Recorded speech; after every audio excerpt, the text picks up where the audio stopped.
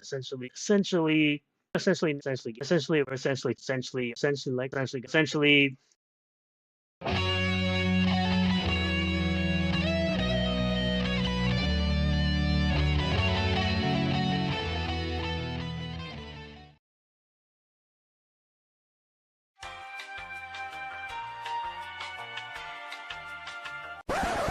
Hey everybody! Have you heard about the Drunken Peasants Patreon?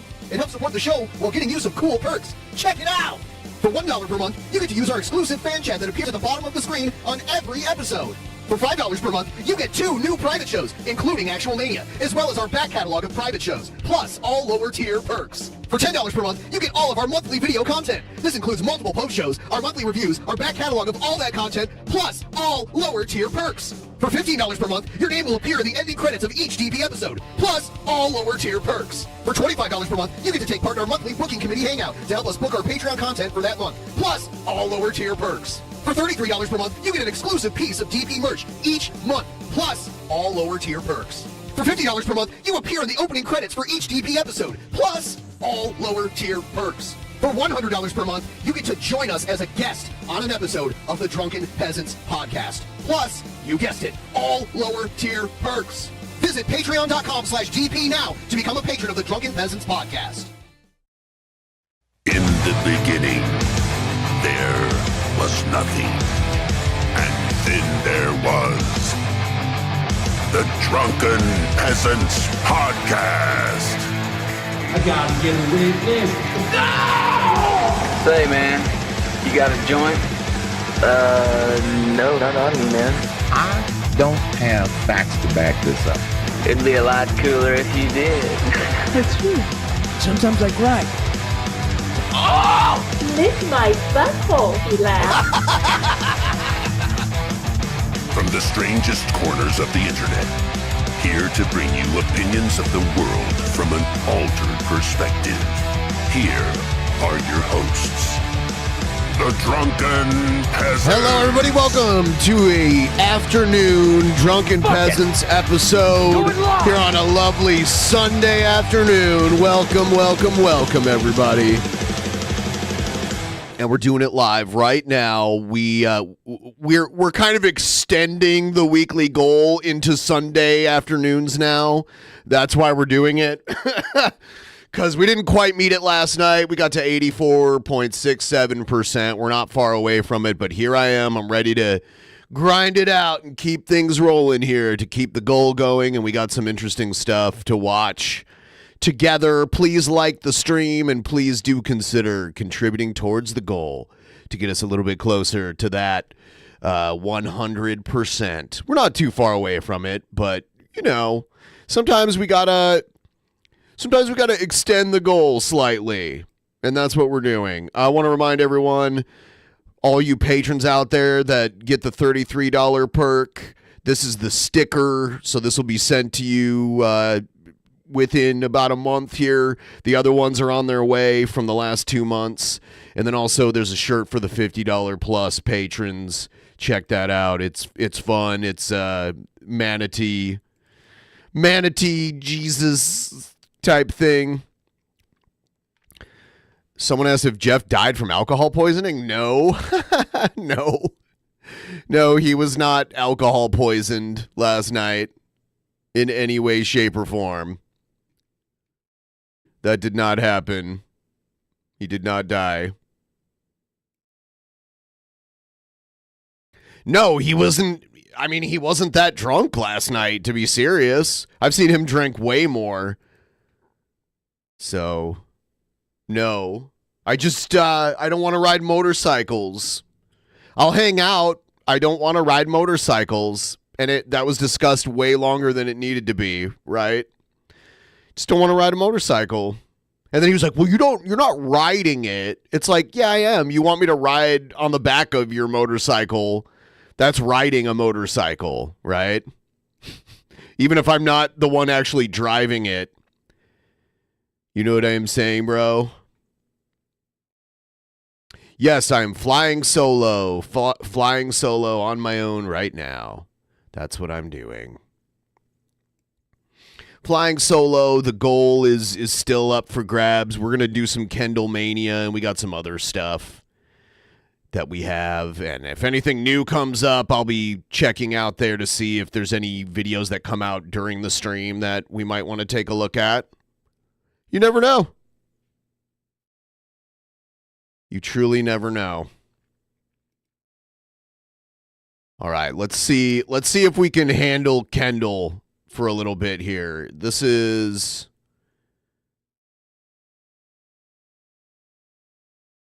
one of his ladies. Let's see. Holler if you hear me, and welcome to this week's edition of Ladies, because I've got some good news and an awful lot of great news.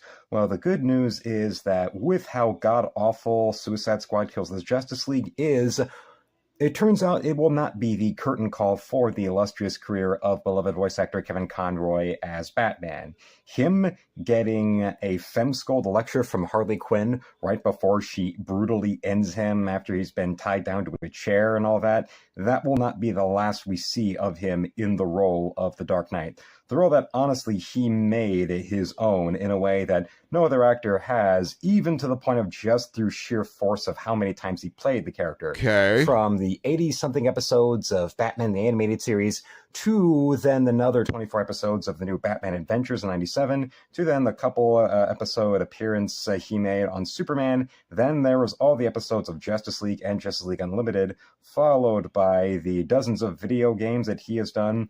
Through sheer force of how much this guy portrayed Batman, there is nobody that he can be compared to, truly.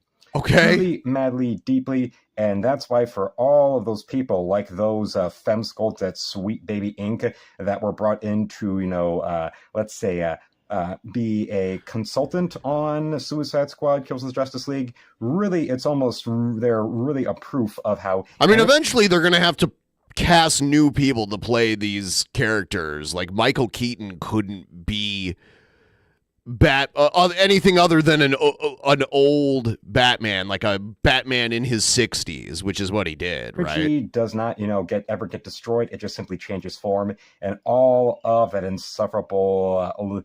And then maybe in like 10 to 20 years, we'll get Christian Bale playing a really old Batman. Feminist lecturing that we saw in the game industry really emerge not too long ago, around 2015 or so. Every artist has their own technique, but I find the way he holds the pen to kind of trigger me a little bit. That, well, all that talk now simply, there's now new organizations with new people attached to it. And we've got the same organization that was brought into... I will say, I want to give credit when I can. The head isn't shrunk too much this time. The boobs are still exaggerated if you look at the photo he's using as a reference. Thank you so much. I really appreciate it. Now we're at 86.78%. I do love an afternoon tip train. But yeah, the boobs way too big, like twice the boob size of the reference model that he's using. But the head is still kind of, it's way better proportioned than what I normally see. On a video game, the video game that involves the majority of the major characters of the DC Comics canon. Well, the fact that we've got King Shark walking around using a Green Lantern ring as if he's just using someone's cell phone, instead of it being this all-powerful device that turns thought into reality, and it takes somebody with tremendous will to be able to properly use it. Yeah, we've got a giant talking shark who most famously was voiced by Sylvester Stallone in a James Gunn movie, just going around and using it like it's perfectly fine when, if Sweet Baby Inc. and the other... It's weird that he chooses old magazines as reference art. He could pull up any photo on the internet, even these photos. I'm sure you could, if you knew the year and month of this Sports Illustrated swimsuit issue, then you could easily find this cover photo. But this is a magazine. This is like a 20-year-old magazine. I'm not sure. It looks old, and people don't really buy magazines anymore. He has his dad's collection of old magazines that he uses. And the developers at this game, Rocksteady, Rocksteady, the developers of the all-time classic Batman Arkham games, the one which properly put Kevin Conroy's voice acting to use, and the voice acting being put to such great use that we were able to deal with them just having Troy Baker, of course, pretty much be almost every other male voice in the games that wasn't Mark Hamill as the Joker. We were okay with that because, well, we've got Mark Hamill as the Joker, and we've got Kevin Conroy coming back to be Batman. We can deal with a little bit of that if you actually give something to the audience that they actually know, that they like, that they want to see. And this is an intersection, a Venn diagram of both fans of DC Comics in general. By the way, the next Rippaverse character that they're rolling out soon is called Horseman. Horseman. And the fans of, just say, gaming in general. You get those big gamers, you get the casuals, whatever. They still, well, at the very least, if it comes to the casuals, they're not really into specifically Horseman. Getting a game just because it has Batman characters in it.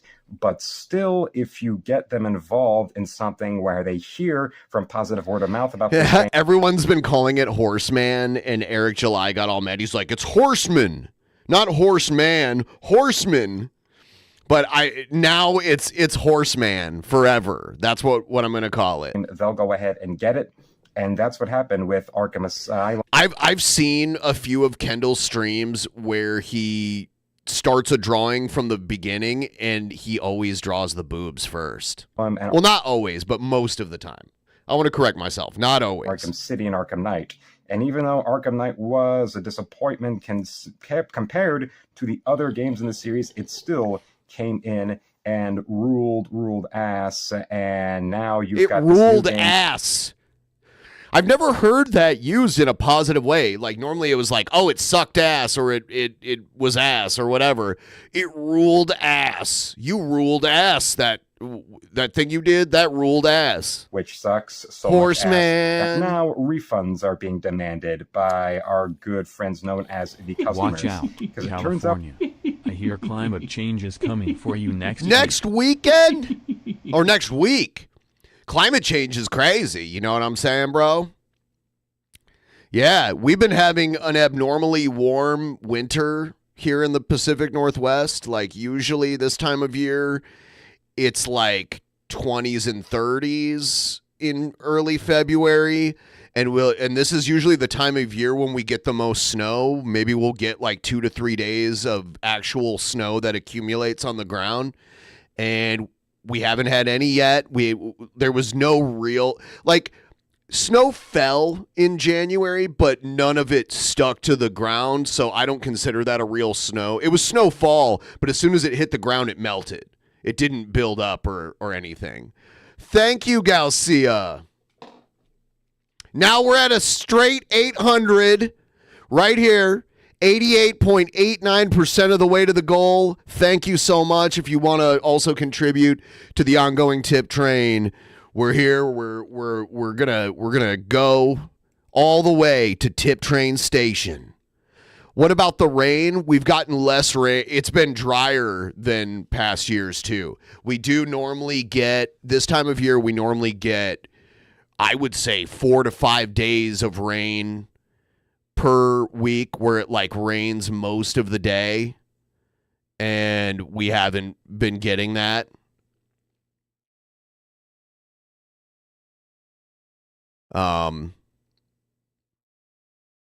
Yeah.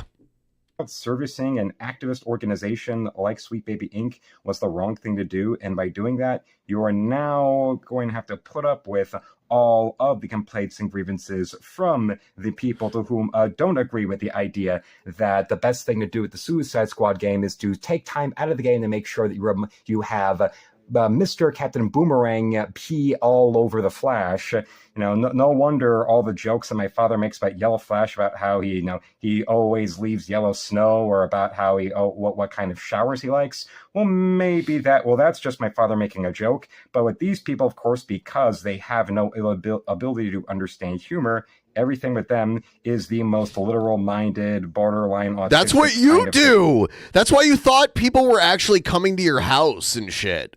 You're describing yourself. Impossible. These are the type of people where you've got these developers and you've got this company consult that they're hiring as consultants. And remember, they still wind up repeating the complete agitprop about Damn, Batman beat me that to now the is even 8 hundo.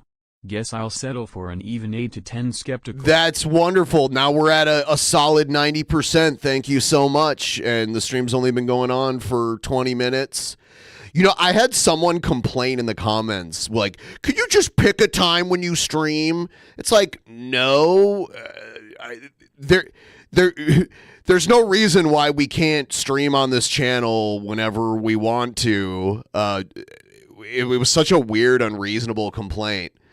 You don't have to watch the ones that are early if they're too early for you, or you can watch it. I mean, it's going to be here. You don't have to watch it live. Being able to stream a little earlier opens it up to letting people that live in other time zones or have different schedules watch it live when they don't usually get to, you know, and it's not the official show. It's a different type. You know, it's just me riding solo. Being brainlessly espoused by all these shrieking ideologues in the modern day. Do we need to go back to what was one of the questions? A question that got leaked in when people were hiring for new on-air personalities for the failed... We got Trumpster Bob filling us in on the world news in the chat right now. Revocation of G4. What were they talking about? Oh, yes. Trumpster Bob, you need to come out of retirement and get back on the special forces. America needs you on its side right now. You should be suiting up right. Thank you. Better pick a time and stream, boy. Yeah, it's like, it's way easier for you to like decide what you do with your schedule than me to try to meet everyone else's schedule. So if you don't like the streams at different times, watch the ones at the times you want to watch. You know? It seems pretty easy. Why do you hate Batman? And one of the women that was interviewed for G4 Spot, she was shocked by this and said, T-Bob needs an Iron Man suit. Huh? You didn't have an Iron Man suit last time. What are you talking about? You were like running around and blasting people and breaking necks with your bare hands and falling from 1,000 feet and skiing downhill. Oh, come on, Bob. You're a super soldier. You still got it in you. Rhetorically asking in the sarcastic way, well, why do I hate Batman? Why does hating Batman have to do with me getting hired for a video game developer? And also, it seems that must have been the exact same question. I want you to fall 1,000 feet out of a plane and ski down a mountain. Now, Bob. That Sweet Baby made sure to get all the people involved in answering the way that they wanted when making this game, since they not only are completely shrieking ideologues who are obsessed with everything that has nothing to do with video games. Okay. I need to move on to another one of his videos because this one is kind of ran its course. Let's do this one. Oh, he's out in the world. This is so what suburban Detroit looks like. This neighborhood right here. It kind of looks like my hometown, too. Holler if you hear me, and welcome to this special edition of Loop Flips, where we are just going to be going out and around a little bit, and I will show you why I decided to go. And by the way, Michigan's head coach, even though they won the college football national championship, even though they did that, their coach is quitting and going to the NFL because he knows that they're investigating him and he might end up getting suspended or something anyway. So he's going to just go to the NFL where the NCAA can't affect him and he'll make more money there too. So they have to, they're defending champions and they have to work with a new coach. It almost assures that they're not going to win it again. Take us all a tad outside because thanks to my most loyal, longest running subscriber, old Nick, I actually have something fresh to walk around in. See these bad boys over here? Yep, nice new Nike Air Force Ones. And with that, I decided, how about we go move around a little bit because, well. Yeah, I mean, if this is Detroit in the last week, it's warmer than usual there, too. You know, I mean, there's no leaves on the trees, but it looks warmer than I would expect Detroit to be in like late January, early February. I'm not one who want to just daily go and bash the Walt Disney Company, although they do give you an awful lot to bash. But remember, you do want to have more than one type of topic. I don't want. Ha ha ha! Yeah, Pete Carroll. Yeah, and Pete Carroll just retired.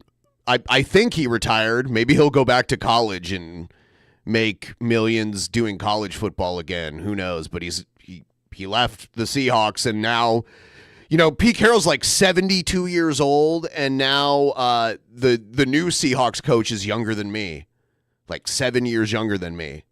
To be one of those that only ever has things to say about one thing. I don't want to be all Disney or all GameStop or anything like that, but the Walt Disney Company is still worthy of mockery, especially. Okay, yeah. We'll get to this, but yeah, college football is changing forever this next season. What is it, like an 8-team playoff, or is it 12 teams? They're moving to a huge playoff where these mid-tier teams are going to have a chance at the championship if they just play really well during the playoffs. But these teams that were otherwise never going to be considered are going to have a crack at like a wider playoff, and you might see a team that you didn't expect to win the championship somehow pull through. You never know. This will make it a lot more possible for a team like that. Now, with what was brought down in a little... Yeah, it is like the NCAA March Madness. It's the football version of it. Court down in the state of Florida only Wednesday, where Disney's suing the good old state government of Florida over the parental rights in education. Yeah, where I live, it's 49 degrees Fahrenheit, so it's almost 50. So, goes to show you, this is a fairly warm winter for most of the country, when otherwise we'd be having noticeably colder temperatures. Normally, it'd be in like the 30s or low 40s during the day. In the winter here. Bill, as it was known when it was first being put to be passed, and now is the parental rights in education law. I'm going to go with Kansas City in the Super Bowl. I'm going to go for the more Midwestern team. And all that. And by the way, Bobby Two Hands, in the Pacific Northwest, we have a climate kind of similar to the UK. We get a lot of rain, and it doesn't get like super cold, like enough to snow, unless you live like up in northern Scotland or something. It's kind of similar here. And most people don't have air conditioning, like most houses don't have it. But most new houses are being installed.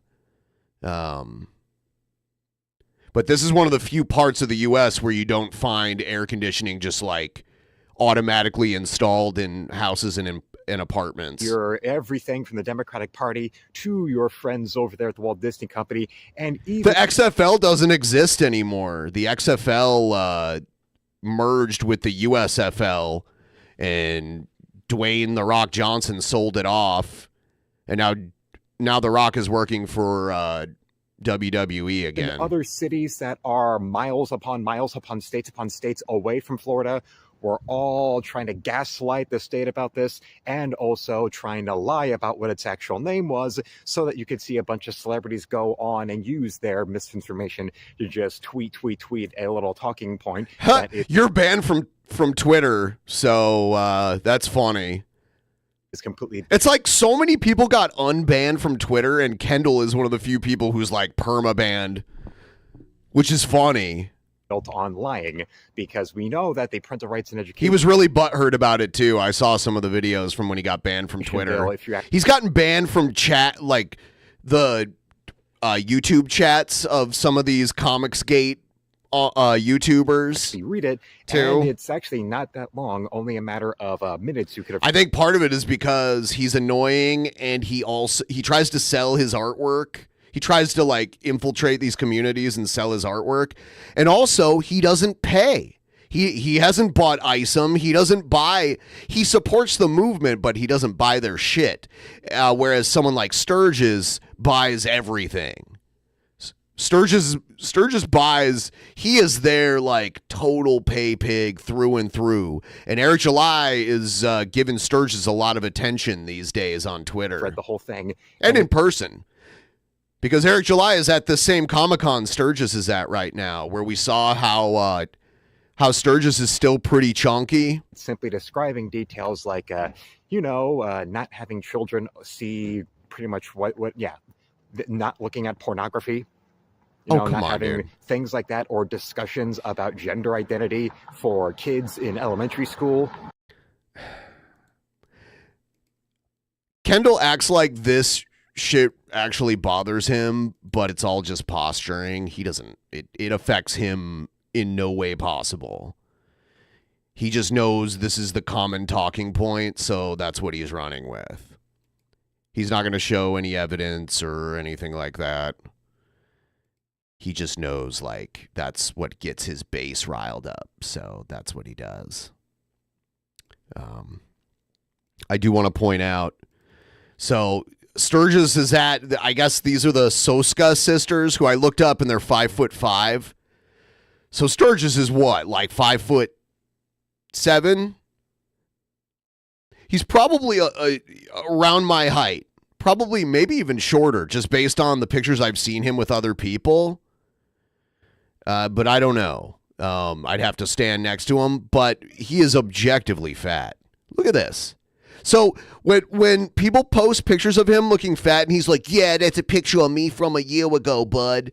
This is a picture of him from like yesterday. This is a picture of him from yesterday. Now, I know, like, I'm not like in like super amazing shape, but I don't go around being like, oh, you stupid, bro, or bud, you fat. Because that's his way of like dismissing people and why he shouldn't have to acknowledge them. And he's like, yeah, Eric was white. Most of his detractors are white and fat. He's both of those things. I think on the contrary, most of Eric's fans are white and fat too. Because you have to be someone who is as insecure as Sturgis, but also projects what he actually is onto everybody else to be as desperate as he is to suck up to someone like Eric July. Just saying. No, you know what? I bet overnight Sturgis got a six-pack. He's got a washboard stomach now. Chiseled abs. And below, the fifth grader, no, in that grade, nowhere from 1 to 8 should they really have any of that in there. And the basic details of that bill from anybody who ever actually got the PDF of it online, and I couldn't help but notice those same people online that were all angry about the bill really were trying not. T-Bob, I don't want to take the butthole challenge because I don't want you to see my butthole, because there's a good chance you might fall in love, and I can't handle that type of commitment. To actually give you any real description of it word by word, because then it would have wound up belaying everything that they were trying to say about it. And now with the Walt Disney Company, you really get to see how they are an example of what the super type of authoritarian, what the woke idiots would really want to see, which is to have everything be built on something where it is the enforcement of what it is that those corpos want being used to the government, where I know it used to be not too long ago that when it came to guys online or in the media like Bill Maher talking about fascism in America being corporations becoming governments, well, it really then seems to depend now when it comes to those type of pundits on, well, which corporations. I think T-Bob does this butthole challenge thing, but it's deceptive why he's doing it. He's trying to find the virgin buttholes so he can de-virginize them. And he pretends like it's like, I'll prove you're not gay. But in reality, he's just trying to get first crack at them buttholes. Think about it. Think about it. Funding which kind of government? Is it the social justice left that's getting enforced? Well, then they are perfectly dandy about that. It's almost like when you look at what's become of Howard Stern, and now he's actually demanding censorship of people who say what he doesn't want to hear. When wasn't his whole thing as a DJ, as a shock jock, being built on, well, I'm here to say what I want because I'm an entertainer? Well, it turns out nowadays it really does fit to the idea of, well, we're going to take what it is that made us famous. You know what? I was quietly pulling for the Lions to win their game. I like to go for the underdogs in many cases, and the Lions have never been to a Super Bowl, and they were the local team for me growing up. So I was kind of going for the Lions, but it still would have been fun to watch Kendall cry when they lost that game. So I'm kind of torn on that. And I haven't gone back and seen if he was doing a live stream, but his dad, who's like such a hot-headed old man, probably was like, God damn it. That was probably going on. That we're going to flip it, and we're going to pull the ladder out from under anybody that would go and try to compete with us or surpass what we're doing. Hence why so many of these people can't stand podcasters or any kind of internet personalities who might go and challenge them in any way. And that is basically... We need to get Kendall on the show. What now a particular state, which interestingly always had a slant where for the longest time... His dad wouldn't let him, though. His dad would tell him not to do it. Was a state that was always in play during elections. And then once you got around to, say, after the year 2000, now with the kind of voting regulations they brought in after what happened with all the controversy. It's crazy to see an old house like that still has the TV antenna on top of it. I don't even think that type of antenna can pick up TV signals these days because I think it was like 2008. They did a switch to digital signal. And those old analog signal antennas can't pick up TV signals anymore anyway. So there's a good chance that's just been up there for decades, and it's just a pain in the ass to go up there and take it down, so nobody does it. 2000 election, they decided to go and put in some things to make it. He's at the corner of Piper and whatever other street that is. Looks like this street, Piper Street, dead ends into whatever main road this is here. A little more stringent to make sure that a lot more T's were crossed, a lot more I's were dotted. And now you notice that the state of Florida has gotten a lot redder in its election results since then. I don't think so. I think Florida used to be more of a swing state than it is now. They have a Republican governor, but didn't they go blue in the last presidential election? And even with a governor like Ron DeSantis, who was a guy, well, yeah, the things he's done, like with that bill and other things he's done, like, 50... Did they go red? Okay, I forgot. Migrants, that guy... Wasn't it really close or something? I don't sent remember. Up to Martha's Vineyard. Yes, those are all big media moments, but now in the national spotlight, it shows that he's an example of something else to find out in the world when you pay attention. Yeah, I have a bad memory people, now. When you put them under certain microscopes, under certain scales, well, they aren't ready for prime time. They aren't ready for big time. No, it was close. It was like 48 to 51-ish. It was close, but yeah, it did go red. As a state governor with a lot of unnecessarily... Kendall chapped lips because he physically can't stop talking long enough to use chapped. He tries to aim, and his lips just keep moving, and he ends up like putting it on his chin and shit like that. Huge amounts of funding in a state where he already was so far ahead that the only way he could have lost getting reelected was if he dropped dead, and yet still they put that in there, and then suddenly there's this huge... Bob... I could find most people with their name, age, and city and state. That doesn't make you a detective if you have all of that information. But I don't want to know where. I mean, I kind of already know the area he lives in, but I don't care where he lives. I'm not going to stalk him. Huge insistence on him running on the Nationals ticket for president. I can't help but notice that, as right now we see the Walt Disney Company, at the very least, well, you can look at them, and DeSantis can look at their campaign and think, well, I may have been exposed in the May national election spotlight. I may have shown that... we need Bob back doing special ops. I'm tired. Like, shit is heating up now. We're getting closer to WW3. I like to call it WW Trace. You know, I think we're getting closer and closer to it, and we need you to, like, I mean, we're getting attacked, T-Bob. Our boys are dying out there in the Middle East. You need to do we need you to parachute down into that area and take those motherfuckers out. You know what I'm saying? I've got lifts in my shoes that are so damn thick, I look like I might as well be a dwarf. But at the very least, I'm not doing as badly as Disney. He can just go right on back to where he was and go and govern. And well, maybe in the next election, he might try and do something. But that's his prerogative because, well, that's what you can do. What the matter is when you get to companies like Disney to whom believe that they are government, and that's where you wind up with the retaliation as they want to keep on framing it out of rage and spite. Because once again, corporations, when it comes to rich people and all that, if it's a matter of something that goes against them, they do not want to hear it, they do not like it, and they will... We need you to go to the Middle East and investigate the corporate headquarters of Raising Cane's Chicken. Lash out at you for it? Well, look at the state of what Disney's now dealing with, of them thinking, well, we don't like this bill that we were trying to put out and pass. And now that it, well, has been passed, now they try to sue.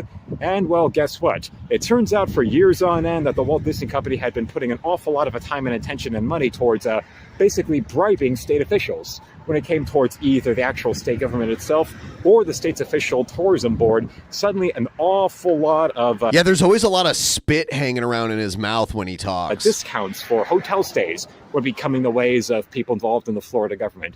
An awful... He's also got that thing that Egghead has on his nose, but he has it like right here instead. It like...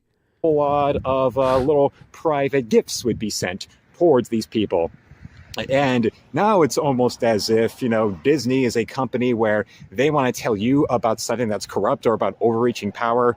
Well, then why exactly is it that Ready Creek was given a special protection for the likes of you so that you could go out of your way to make sure that basically you could run your own government? You know, when I actually started out drawing professionally... Quick reminder, please like the stream. And if you're willing to do so, please send us a couple bucks here. Help us meet our goal. We're almost there. We're at 92.33%. It's so close. That I did. I would come up with a lot of different random characters on my own and would sketch them out and show them to people. And one of them was a part of a little gag where there was an entire planet that was run by Disney, that the Walt Disney Company would have its own... Orlando would be mostly swampland without Disney. Like, Disney building their park in Orlando made Orlando a real city. That's... pretty much anything. I mean, like, no one can argue with that. Planet where everything was owned and controlled by Disney, and that now also there were surgeries where you could have yourself engineered with Dr. Moreau's science so that then you could look like your favorite Disney character. And it was an overweight man in one of those Mickey Mouse hats with his name sewn on it in a Mickey Mouse shirt. And yes, he's genetically re-engineered himself to look like Mickey Mouse. And I remember showing that to a Marvel artist at a Comic-Con, and he said, well, I probably shouldn't be... Well, you weird motherfucker, can you get away from my table so I can talk to someone normal? Thank you. That's probably what he said to him. Are you going to buy something, kid, or are you going to get the fuck out of here? Is probably what happened. And he's like, oh. Because he probably goes up, like, those people are there to try and sell shit, first and foremost. It's part of their job. And Kendall probably just shows up and tries to show them stuff and talk to them. And they're probably like, with his motor mouth. And they're probably looking at him like, can you get the fuck away from my table? Because people who want to buy stuff, you know, kind of want to look at the stuff I'm selling. At this, these are my... Who would have thought? Employers. Well, he may have been making just a casual little joke, but knowing the way that the Walt Disney Company works, where they will do everything they can to actually run their own government in one district of the state, well, maybe now they've been playing those kind of cards in all the wrong ways. And now the Mouse House needs to go and maybe put certain priorities towards other places that might be a little bit more important. Although, remember, when you have these kind of companies that are so obsessed for so long with running everything their way. I wish I could do a good impersonation of Kendall, but I can't be motor-mouthed like that. And believing that their I really can't. way or the highway, and with governments and people on the board at these state tourism boards for years on end would be. Russell Brand is better at this. Russell Brand is better at the motor mouth and run-on sentence thing. I think the accent helps, and Russell Brand's probably smarter and not Kendall. Perfectly. There's something going on with Kendall. Fine. Definitely. Dealing up with you can illegally run your own part of the state, and you just keep giving us those discounts. Well, that's a matter of what was then, and now you've got this state that they're losing. What's the response? Instead of simply saying, some kind of generic statement of how they lost this case and now they've got other things to move on to? No, their official lawyers are now out there making statements about how we are determined. We are going to continue with this. So it's really Disney as usual. I hear a yappy dog barking. Conceited and arrogant as they've been in their business, as they've been in what's passing for creativity with them these days, are they going to take this suit lying down and simply move on? Well, no. What happens to someone like this, what happens in pretty much any court... He thinks he's making sense. And he, in a way, he is, but it goes on forever. And even if you're understanding what he's saying, it goes on so long that it fails to keep your attention, because it's like, oh, he just keeps going and he's making all these random pop culture references about what he's talking about that don't really need to be made. Case that involves major corporate or political corruption, we're just going to see them go and continue to try and appeal this and try to get this overturned or try to get this dismissed. Well, good luck to Disney, because, well, this would be the test for the state government of Florida of whether or not that governor really means what he says when it comes to taking Disney and, giving them what they deserve for their years of being so power drunk and being so corrupt. If it's going to go on, I'm not so sure, but I definitely know I'm having a better day than what the people at the board of Disney has. Even maybe Bob Iger. I think they're having better days, because everyone on the board of Disney is filthy fucking rich, and even if Disney went under, they'd probably be fine. They probably all have their golden parachutes. They live lives of luxury and a decent amount of influence and power. You have none of those, Kendall. You're a schmuck walking around in a neighborhood. With, was it 2 showers a day he has in his office now? Because you think a guy... Put on some chapstick, Kendall. ...that obsessed with cleanliness would want to make sure that he would keep the image and the company motives squeaky clean. But apparently maybe it's a matter of him trying to overcompensate for how damn twisted and how damn screwed up and just how much that they fail. T-Bob, are you typing some sort of like weird bondage-based fanfic about Kendall? There's some weird like... Almost like this is like a fanfic you're writing here. And that's not my opinion. I know I'm right. Thank you for watching. Subscribe so the channel hits 10,000 subs. Don't forget to go and become a member today. And also, don't forget to shop in my art store with the second link below, where you Here he goes. Here's where he tells you to commit fraud. Trading cards and he's like, oh, if it's international, just pay extra for the shipping. And it's like, no. If you're selling stuff to other countries, you have to like claim the taxes. Because I've sent stuff internationally where I had to like they charged almost like a tariff, like a small tariff on it. Sketchbooks. You can also commission me for original artwork, and you can also donate. Donations are the first thing you see there in the store. And if you want to buy or commission my work from outside of America, just add up what you want in US dollars with another 25 US for the international. Oh God, swallow your spit, dude. I can't. And your items will ship immediately. So until then, thank you all for watching, and felines, slam it, lick it, suck it, and see you, Space Cowboy. Kendall also beat you. You just mad because he's not fat. He's skinny like me. He's kind of skinny fat. Because there's a video of him with his shirt off being like, look how fit I am now. Yeah. Kendall. We're going to get back into KendallMania, but I drank a lot of coffee this morning and I have to pee, so I will be right back and then we'll get back into this shit. Don't go anywhere.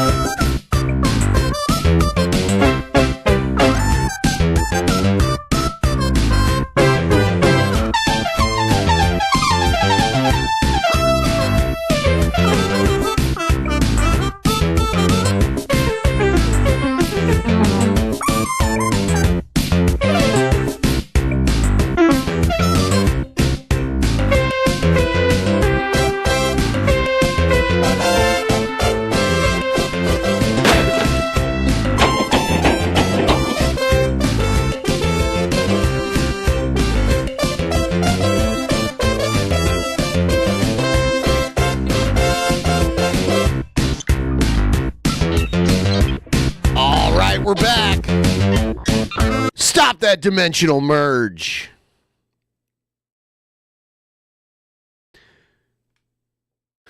I need just over $40.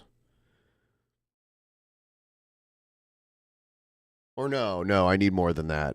I need just over $60. My bad. Okay, all right, let's check out... Oh, this guy. I guess this is another Ripaverse fan. I'm not very familiar. If Taylor Swift can influence a presidential election, then we really are in the end times of America. Coming to paperback and e-readers, John Haynes, Illuminati. The man who rules the world takes on the head of the global... Yeah! Thank you so much. All new John Haynes series adventure.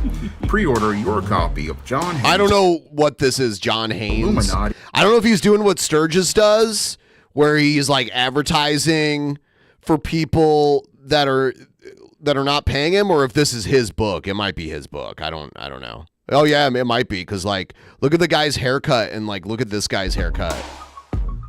There's a conspiracy theory being floated around. Wow, he's got a whole bunch of... He's got Voltron and he's got some Gundams behind him. I see Voltron like right next to his head on his dresser behind him. By those on the far right, that the Blue Party is planning to recruit Taylor Swift to try to persuade people who are part of general... She's already, like, not campaigned, but endorsed Biden 4 years ago. So this isn't a new thing. They act like it's a new thing, and they act like it's this weird conspiracy, but she wasn't as big as she is now 4 years ago, and she endorsed Biden back then. So it kind of makes sense. You know, getting influential celebrities to endorse your candidate is not a new thing. This is not some weird conspiracy. This happens all the time. Generation Z to go out in large numbers to vote for Joe Biden in the 2024 election. And according to these people who are participating in promoting this conspiracy theory, they are saying that they are looking to recruit Taylor Swift to try to restaurant to the boat last night. It was phenomenal. Oh, yes. That is the, they also own a coffee shop too, but yes, Fabak Soup Shop. They have a few Fabak restaurants, but the one across the parking lot from the boat is really good. I took Shabisky there, actually, when he was in town about a year ago. So A lot of times when people tell me they like pho, I take them there because that's the best pho I've ever had in my life. Thank you, by the way. Persuade people to vote for Joe Biden because Joe Biden is basically struggling right now as related to his already 33% approval rating, and they're hoping that by having Taylor Swift go out it's a Vietnamese soup shop to stand with Joe Biden and make appearances with him, this will get a lot of these people who are a part of Generation Z to rush out and take their booties to the poll. So the Rippaverse has created these kind of people, these low effort content creators that kind of hop on the Comicsgate, like culture war kind of thing. He does this because I've seen other videos where he talks about like ISOM and stuff like that. And vote for Joe Biden to try to preserve democracy. Now, what these people on the far right are speculating is that this campaign is one that's being waged because what they want to do is try to use Taylor Swift's influence to try to influence young voters to go vote for Joe Biden and have those young people look to vote for Joe Biden because a celebrity told them to. Now, this has been going on forever. Since celebrities existed, they've been endorsing political candidates and parties try to get celebrity endorsements because they're influential people. This is one of the most basic things about politics you can think of. This is not new.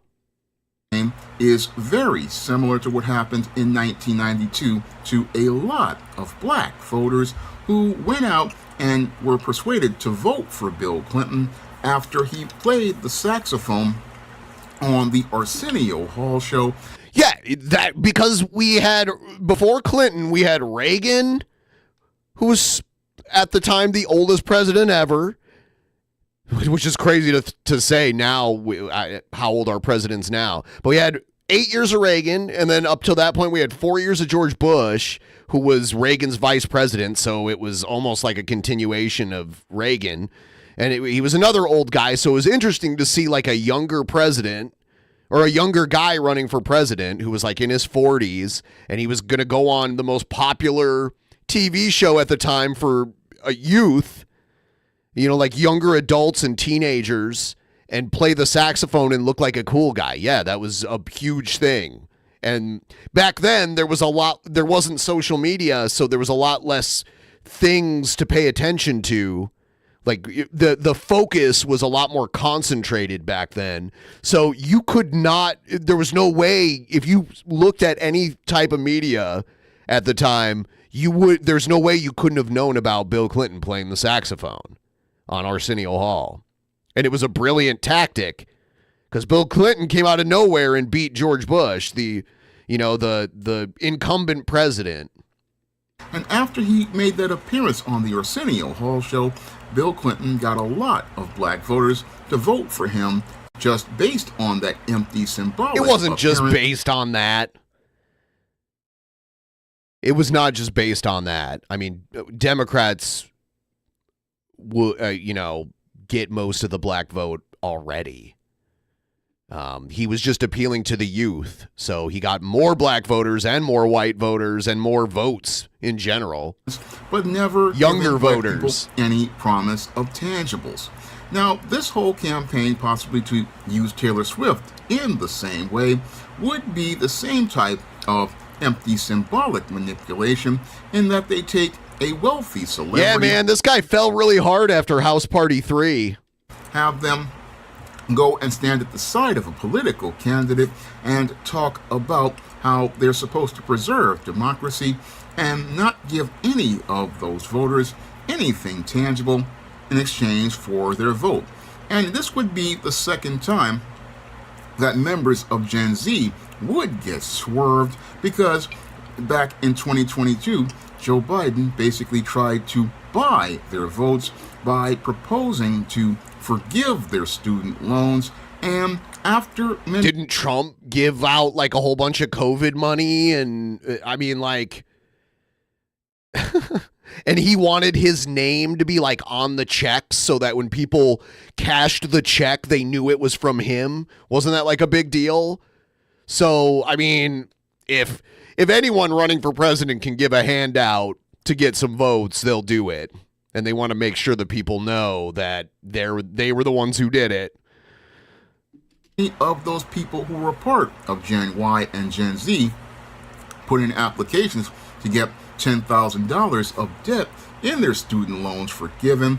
They wound up with absolutely nothing after voting blue. If you go into a McDonald's and order like 100 cheeseburgers and fries, some of that's going to be cold because it's going to take McDonald's a long time to make all that shit. They're not normally equipped for like a huge order like that. They're usually cooking like as much as they usually need for that time of day because it's like a big no-no to waste food.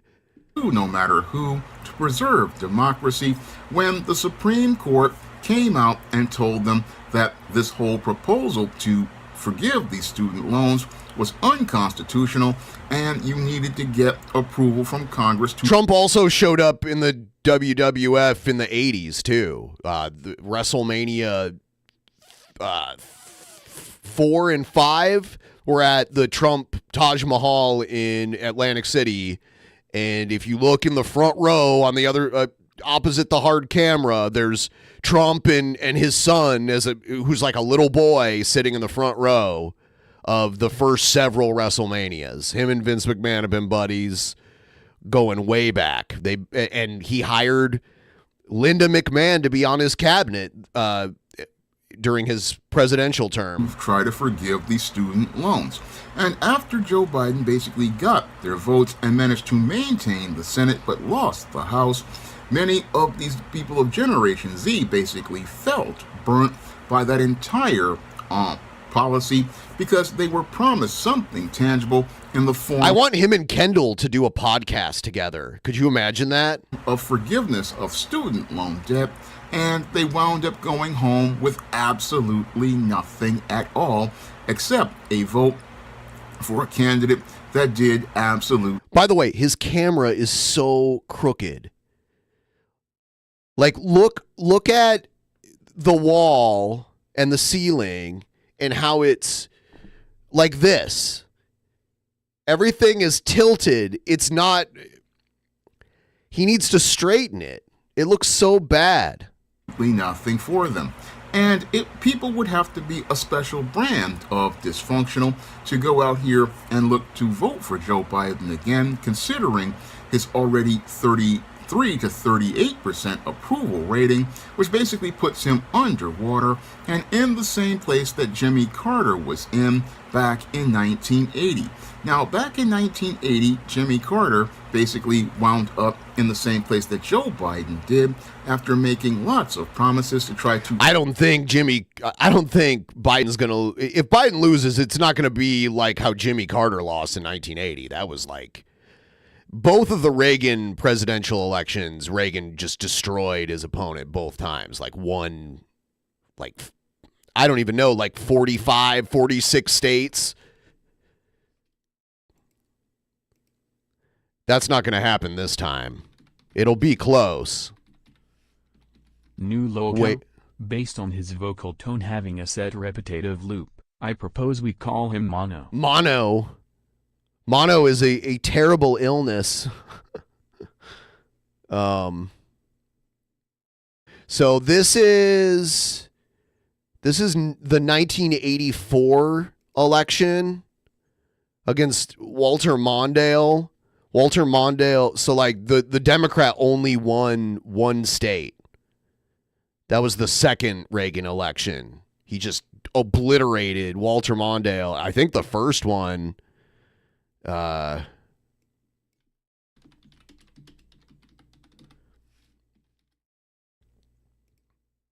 think the first one wasn't as much of an ass kicking, but it was still pretty bad. Yeah, this is the 1980 election. Carter won, let's see, 1, 2, 3, 4, 5 states? 6. 6 plus DC. Looks like there was an independent running, too. Yeah, this happened the year before I was born. I don't think Biden's going to lose like Jimmy Carter lost. Fix the country and do things like Joe Biden proposed, which is build back better. However, nothing came back better, and the country basically feels like it's in a recession with all of these layoffs going on, and with all of these layoffs going on, hitting many of the members of Generation Z. Really, are layoffs going on? I thought it was the other way around, where less people were working and there was like employment, like labor shortages going on. Isn't that what happened? Maybe that's changed. Last I really looked into it, like places were having trouble finding workers. Hard. I have to wonder if they would be influenced by Taylor Swift to go vote for Joe Biden. Because tech layoffs, okay. Yeah, that did happen. Yeah, because there's a lot of that is true. Amazon and Facebook and Google. Yeah, that did happen. Average member of Generation Z right now is struggling right now as related to bills and student loans, and they are seeing a job market that's basically falling apart, similar to the one that I grew up in back in the 90s when George H.W. Bush basically took the country into a recession. The same type of economic instability is happening, and that's what I see happening right now. So I don't really think anybody should be listening to a celebrity who is making hundreds of millions of dollars, because too bad people do. I mean, I kind of agree, but they do. It's a tactic and it works. I mean, that's why people listen to Trump too. There was a lot of people who worship Trump because he has this persona of a very successful man who's, not only a shrewd businessman, but also an entertainer and a celebrity. And that's why a lot of people gravitated towards him. So it's kind of a similar thing.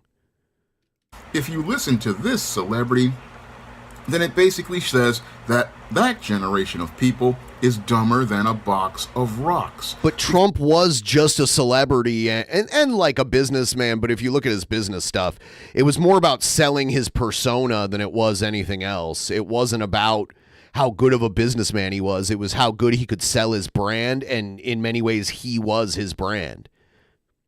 Because you have to be dumber than a box of rocks in order to let a celebrity influence your vote, because your vote is something important, and your vote shouldn't be influenced by celebrities who've already gotten their money and have them try to tell you who to vote for, because who you vote for is... It seems like this argument could be made against voting for Trump.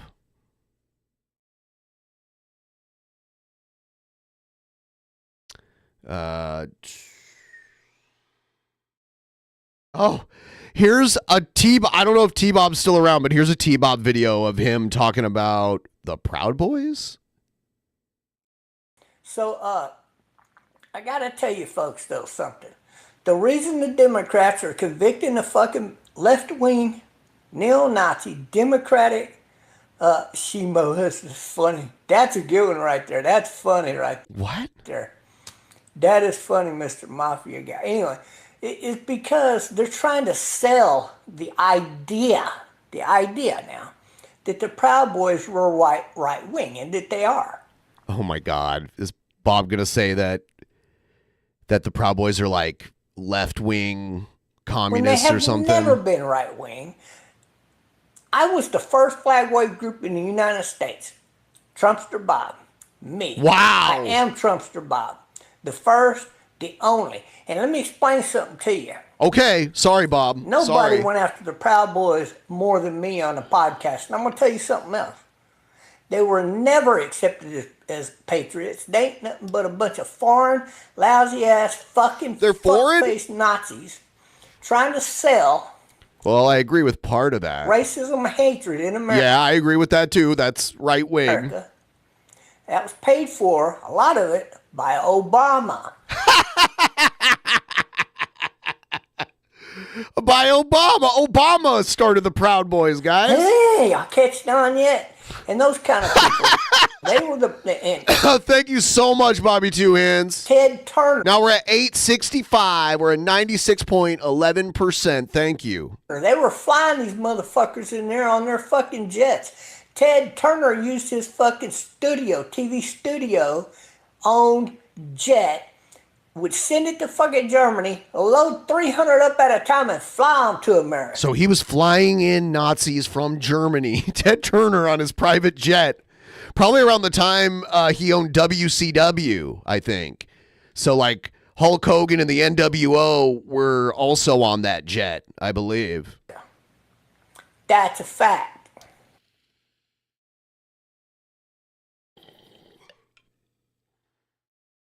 That's a fact. All right, I thought we'd watch a fun video. This is by this channel called, I think it's According to Briggs or something like that. And he kind of does these videos about, you know, different statistics about different regions of the country, different cities, different states, like a lot of demographics and that kind of shit. So I thought we'd go through one of these videos because it's interesting. We'll see what you guys think will be so this is the 10 least racially diverse big cities in the United States. And I'm wondering if you guys will be able to guess who will be number one. Today we're looking at the least diverse big cities in the United States. The least diverse big cities, so you guys can say who you think might be. American cities are like big, bustling, all-you-can-eat buffets of diversity. And guess what? They've been piling more onto their plates in recent years. He uses a lot of that stock footage where it's like, I don't know. It's like the random woman being like, huh? The U.S. Census shows that nearly 70% of our biggest cities have turned into even more of a melting pot since 2012. Now, I do want to point out, it doesn't necessarily say the whitest. It says the least racially diverse. Now, don't get too excited or don't get too worked up. The change isn't really like going from... But some of the whitest places would qualify. Black and white TV to 4K overnight. We're talking a modest 3% boost on average in diversity from 2012 to 2022. But here's where it gets interesting. Some cities really spice things up, like Detroit, for instance. It was kind of like this plain oatmeal of diversity, but over the last decade, they really spiced it up with some honey and some brown sugar and maybe some raisins. And is that what you did, Honest Red? Their largest demographic went from 83% of the population to 75%. The people from the Pew Research Center, who probably spend a lot of time looking at graphs and charts and have easels, say demographic change is slow but constant, like a glacier. Despite the changes over the last 10 years, some cities' largest demographic stayed top dog by a serious amount. And that's what we're looking at today, the least diverse big cities in the United States. This is Times Square. United States. I've actually been to that Hard Rock Cafe before. Has a much higher percentage of the population than everyone else. Now, one thing before we get rolling, I want to explain, some of these stats won't add up to 100%. That's because there's certain races that overlap that people claim they're both. And in the census, it usually ends up that most cities will be about 110% of everything. You know, it's kind of weird. I didn't want to bog down the video with a whole bunch of numbers. So it is what it is. Just know that some of these will be over 100% when you add up the percentages. Got it? Get it? Good. Let's take a look. So, number 10 is Memphis, Tennessee.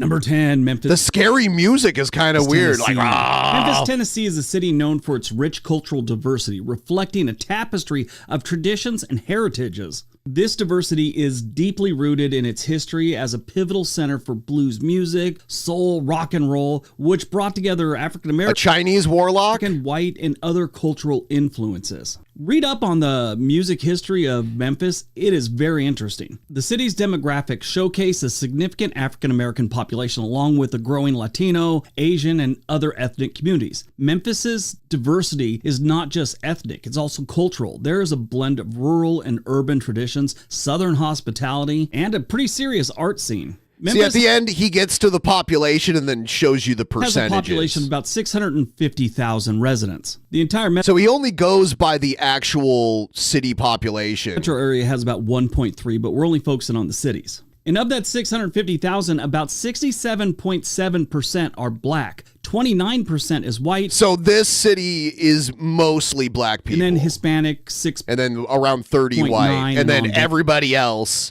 American Indian, 0.2%.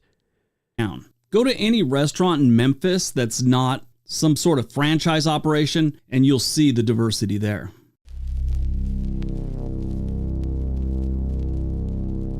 Number 9, Pittsburgh, Pennsylvania. An estimated 4,000 to 5,000 families settled in western Pennsylvania between 1768 and 1770. Of these settlers, about a third were English Americans, another third was Scotch Irish, and the rest were Welsh, German, and a few other things like Polish. They didn't branch Vietnamese. It's hard to say wrong out like much that. past that. Vietnamese. Pittsburgh was once a melting pot for European immigrants drawn to its booming steel industry. The city has evolved, but not very much in the diversity department. You'll probably start to see change in Pittsburgh in the next few decades. They've turned into quite the little tech hub. I'm going to guess mostly white. And when you got tech, you draw people in from all around the world. Now, I'm not saying Pittsburgh is void of any kind of ethnic restaurants or anything like that. They have them, but when you compare it to other cities their size, they're not nearly as plentiful. 67.8% of Pittsburgh is white, 23.1% is black, Asian is 5.6%, Hispanic 3.4%. Wow, more Asians than Hispanics in Pittsburgh. I wouldn't have guessed. And everyone else is under 1%. Louisville. It's like some people, when they say it wrong, it's like Louisville, or say Louisville or Louisville or Louisville. But it's like the people that live there, they're like Louisville. That's how you say it. It's weird. Louisville. Number 8, Louisville, Kentucky. Louisville, Kentucky has a pretty interesting history, dating back to its early days of the late 1700s. It was founded by George Rogers Clark, who was a big name in the American Revolutionary War. He and a bunch of his settler buddies floated on down the Ohio River and landed at where Louisville, Kentucky is today. A lot of those settlers were Scotch Irish, Welsh, and some Germans. Like most of the cities on this list, their demographics back then aren't too far from what their demographics are today. Where Louisville is right now was back in the day a great spot for trading and travel. It was also a great spot for flooding, so they had to deal with that. These are some pretty tough people back in the day. Louisville has about 633,000 residents, with about 70% mostly white. Being white or Caucasian. I knew it. 24.5% are black or African American. Hispanic and Asians show up on there too, but everyone else is I love how the bottom one almost every time is American Indian. 1%. Lexington, Kentucky. I'm going to speed this up a little bit. Number 7, Lexington.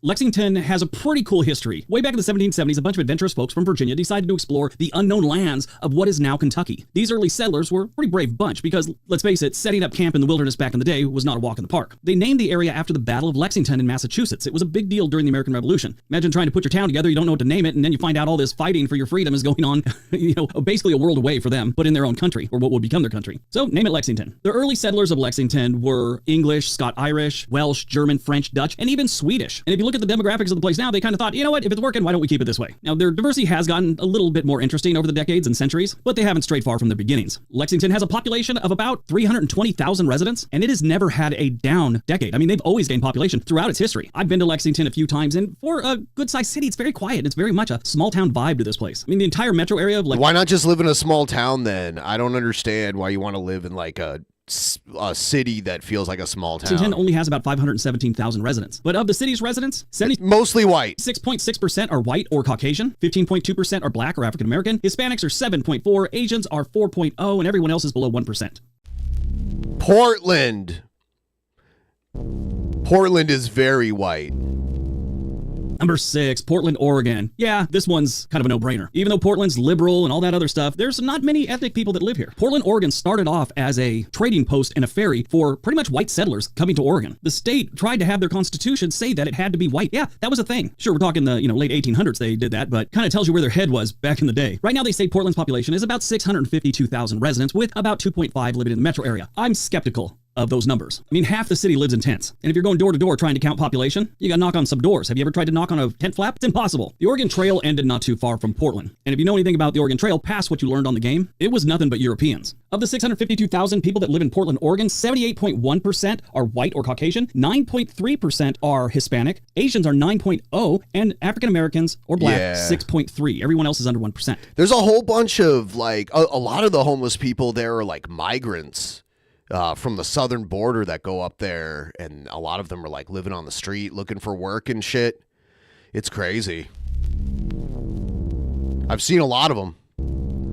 Number 5, Omaha, Nebraska. If you didn't know Omaha, Nebraska was lacking in diversity, you've never been to Omaha, Nebraska. Get off the plane there. You'll see. The land that would become Omaha, Nebraska actually became part of the U.S. when Thomas Jefferson nailed the Louisiana Purchase deal in 1803. Back then, the central U.S. was pretty much a huge, mysterious open space, and nobody really knew what to expect from it. Now, when the Mormons were heading west, they set up the first non-native camp around the place that would become known as Cutler's Park. This was sort of a pit stop for folks moving west around 1846 to the spring of 1848. It wasn't an easy place to live. People faced a lot of hardships through the rough weather. Some of them would get there, and they'd stay there for the winter. Problem was, food was hard to come by. Sickness ran through the camp. Sadly, a lot of them didn't make it through the tough conditions. Omaha really doesn't have a whole lot of diversity going on. They have 487,000 residents in the city of Omaha, and of that, about 79.1% are white or Caucasian. Hispanic is 14.7%, black is 12.5%, Asian is 3.8%, and everyone else is below 1%.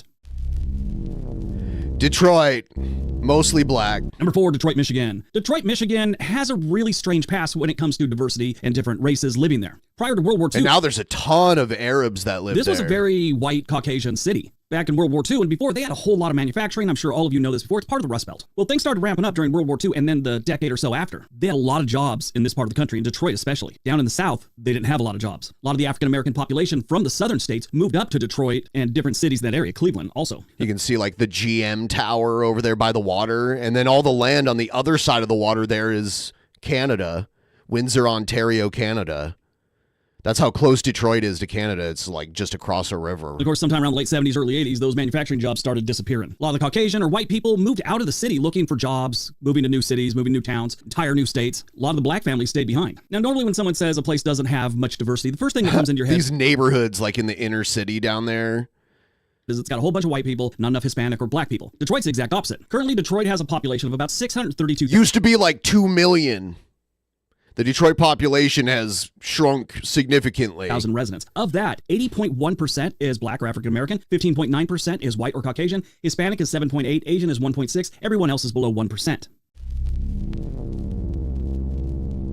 Number 3, Colorado Springs. I've been to Colorado Springs many times. I've been there once. Lived up there for a while, and I can tell you, Colorado Springs has the demographics of a 1950s country club in Connecticut. There's not a lot of diversity going on in this city. This is a city that's growing, but their diversity is actually not growing. The white and Hispanic population is growing, while the black and Asian community is shrinking. Colorado Springs has about 478,000 residents, with the entire metro area having about 755,000. One thing I should mention, a lot of people will lump in the whole Front Range, which is Denver, Boulder, Colorado Springs, Pueblo. They consider that the Front Range, and sometimes people will also consider that like one metro area. If you're looking at that, there's about 5 million people living there. But the city has about 478,000 residents. Of that, 80.9% are white or Caucasian, Hispanic is 18.4%, black 7.2%, Asian 3.7%, and everyone else is under 1%.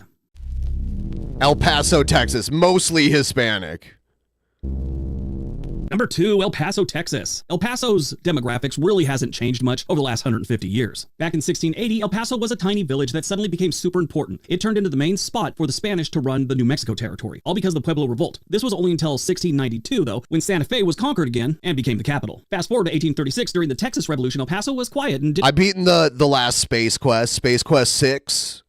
I actually have it. I did a few. I was playing Leisure Suit Larry not too long ago on some of my streams, so I could play some of the old Space Quest games sometimes. Those are some of my favorites.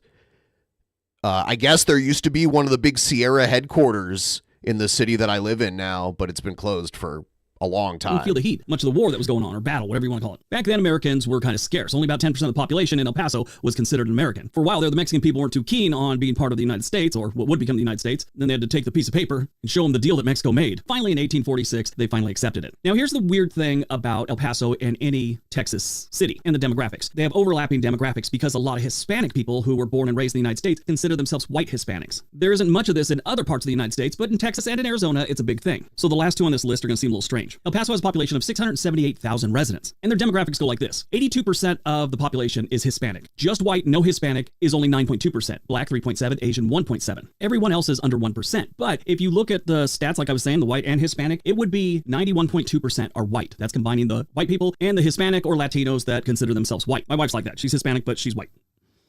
All right, before we get to number one, if you're thinking about moving to any city, any state in the United States, there is a link for a website called Home and Money in the description area below. You click on that, they can help you get in. Oh, look at his ad. Skip ad. Skip ad. Corpus Christi, and Texas. Number one, Corpus Christi. Corpus Christi, Texas is a very interesting place. It's a nice place to visit, to tell you the truth. I really like it there. Corpus Christi has a very interesting past. Back in 1830, I think T-Bob kind of lives near Corpus Henry Lawrence Christi. Kinney and William P. Aubrey kicked things off in Corpus Christi by setting up the Kinney Trading Post, or the Kinney Ranch. It was a cozy little spot where they sold supplies to a Mexican Revolutionary Army not too far away. These were Americans selling to the revolutionaries. Anyway, you can make a buck, I guess. Then in July of 1945, things they had to quit selling because future 12th President General Zachary Taylor showed up with his army buddies, and they had to quit selling to revolutionaries. They set up camp at Kinney Camp, or Kinney Trading Post. It had like 5 different names. Zachary Taylor and the boys hung around until March of 1846. About a year after that, the place got a name, Corpus Christi, and officially became its own thing on March 9th, 1852. Now, as far as the demographics go, like I said, this is another one where you have the white Hispanics, the white, and then the Hispanics, and then they're all combined. So we get two stats for this one. Here we go. The white population of Corpus Christi is 91.6%. The black population is 4.2%. Asians are 2.4%. Now, that white is the combination of Hispanic and white. If you were to separate them, 64% of the population would be Hispanic, and about 30% would just be white. So depending on how you look at it, this could have been number 10, or it could have been number 1. All this goes on in a city of 317,000 people. There it is. Which amazing. one surprised you? Let me know in the comments. Yeah. Who'da thunk? A lot of people probably had cities in mind that didn't show up on there. It's an interesting way of measuring it, you know? And everyone's talking about Sierra games in the chat. We're at 96% of the way to our goal. If anyone wants to help us reach the goal, that would be much appreciated. And then when this stream is done, I have to go buy pet supplies. It's a fun-packed day today, and I'll probably stream later on my other channel. Well, maybe. We'll see.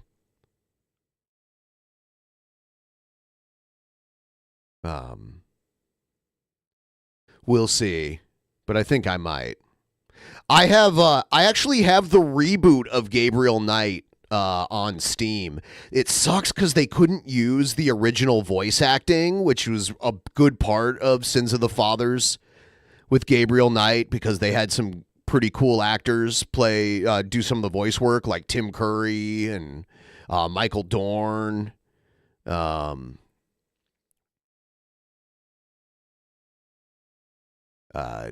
know, all of that stuff. Mark Hamill.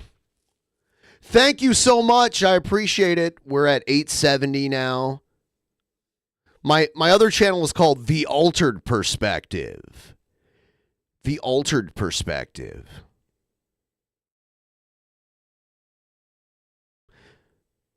Thank you, T-Bob. I'm glad we're getting some ads on this stream. It's always helpful to get some ads because I need to get that ad revenue up.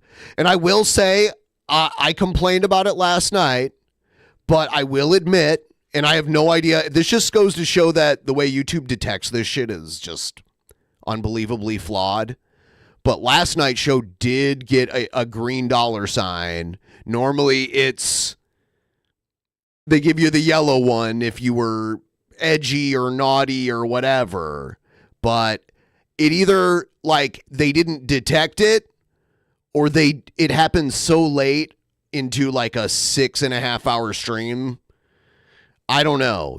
They don't give you a manual, and they don't tell you exactly what not to say.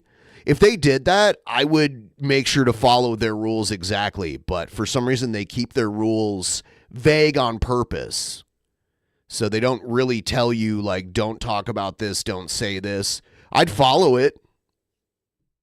You know, if they would hand out, like, the list of words to not say to get a video demonetized, I would just be like, hey, here's the words we shouldn't say. And try to follow it. I mean, sometimes you'd slip, but...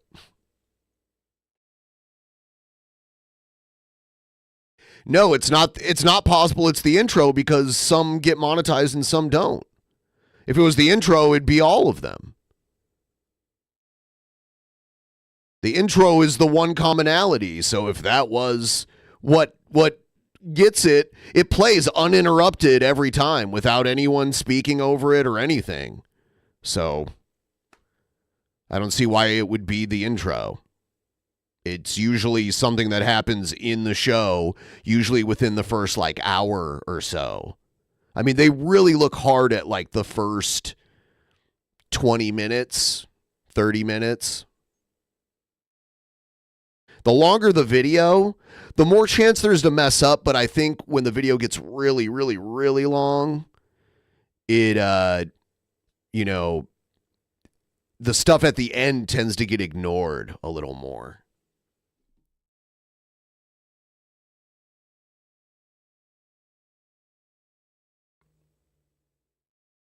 They can keep their rules under wraps and still, or they can make their rules public and still change it.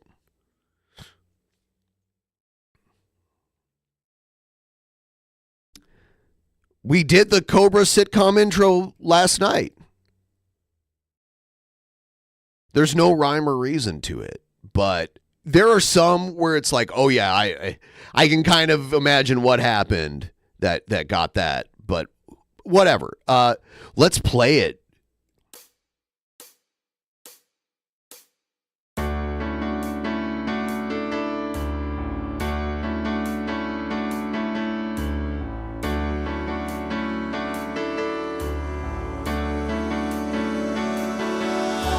Somewhere in the world today, men have got to stand up strong, face the truth about themselves, to understand what went wrong. I know we can find a way. I know we can find a way. I know we can find a way.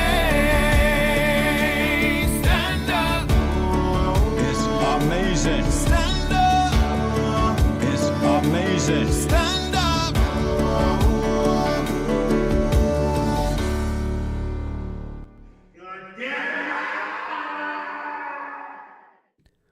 Don't miss out on this month's Patreon perk at the $33 level to get this amazing sticker. And in addition to that, if you're at the $50 level, you get the sticker plus the really cool shirt. You will be the envy of everyone in your life. They will be like, holy shit, where'd you get that? Where can I buy that? And you'll be like, you can't buy it unless you're a DP patron. Limited edition. I think there's only like a handful of these shirts that actually exist right now. So it's very rare limited edition shirt. Fuck you crazy bastards. King Cobra back at it with another video live from the Cobra's nest. And we're not exactly so live, but I digress. I want to give a shout out to Justin from Illinois. And a shout out to my boys from Wisconsin. That's most definitely what's up. And while I have you here, let's make a peanut butter cobra, shall we? Which consists of Screwball peanut butter whiskey and A&W root beer, to the Misfits, Black Sheep, and Screwballs. Screwballs. This is really good fucking whiskey, man, if you like peanut butter. Yeah, he's been working with the peanut. I mean, he made one of the first drink combos in a long time where I was like, I'd try that. It was root beer and this peanut butter whiskey. I'd try it. It's probably not bad. It's going to be really sweet. It tastes really fucking good with the A&W root beer. It almost tastes like chocolate and peanut butter. I don't know how else to explain it. It's just a really fucking tasty drink combo. In this video, we're going to discuss some pro tips regarding some very sensitive topics. What are they? Fuck sickos and fuck rape. Okay. Now, to start off... I've never heard him say that before. Did you guys know he doesn't like sickos? If you, as a person, are legitimately in that situation, if you become a survivor of rape, then you need to report it. See, this is the kind of stuff that gets the stream demonetized. AP, do not wait 20 years to report it, because that kind of takes away credibility and all that. I don't care who it is. You can't be afraid to go forward with that and say what you got to say, you know. All right. Second thing I'm going to say is if you're at a party, partying with chicks, women especially have to be very careful, because dudes will get women as high, wasted, whatever, because it makes them more vulnerable to say yes. And Shanny's not going to get involved in this, and Cobes would not be interested in Shanny. Naked and Laughing, she's not like Shanny levels, you know what I mean? Like, so Josh is like, I overlook that you're not my ideal, is basically what he said. So I don't think we're going to see Shanny involved in this, but I don't know if we'll see Naked and Laughing actually come out to visit him either. We'll see. She loves that clout. She's getting a lot of attention, more than probably ever before on the internet. I wonder if she actually is 40 years old and living with her parents. I don't know. And if a woman consents to you fucking her before she passes out, I wouldn't do it. Just because if she wakes up halfway through her pass outs and forgets that she said yes, that's a rape charge waiting to happen. So there's that.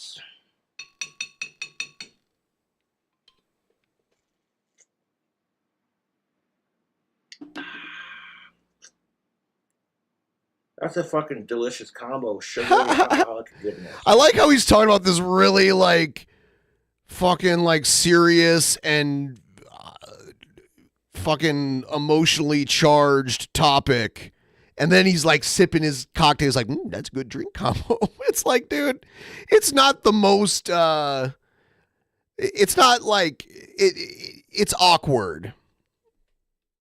You don't need to talk about something so horrible while you're sipping on your cocktail. Talk about something fun. So you got to be careful with that crap.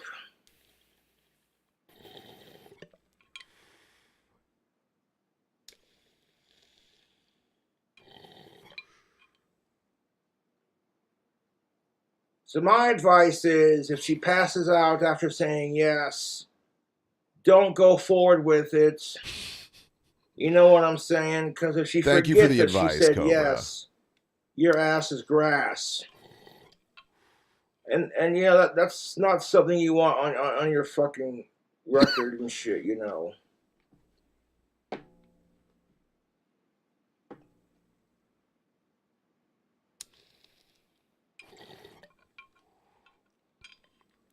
But women have to be careful when they're at a party, because...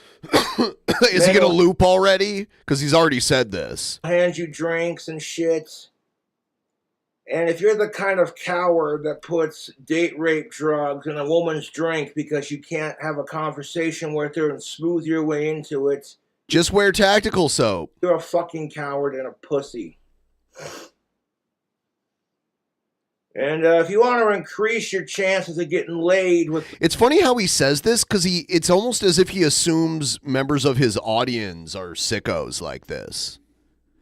Because he's talking to them directly. So does he just assume most of his viewers are the kind of people that either have or want to do that? The ladies, you got to check out Tactical Soap. I knew it! On code King Cobra. I knew it. He turned it into a Tactical Soap commercial. Wow. Wow. Okay.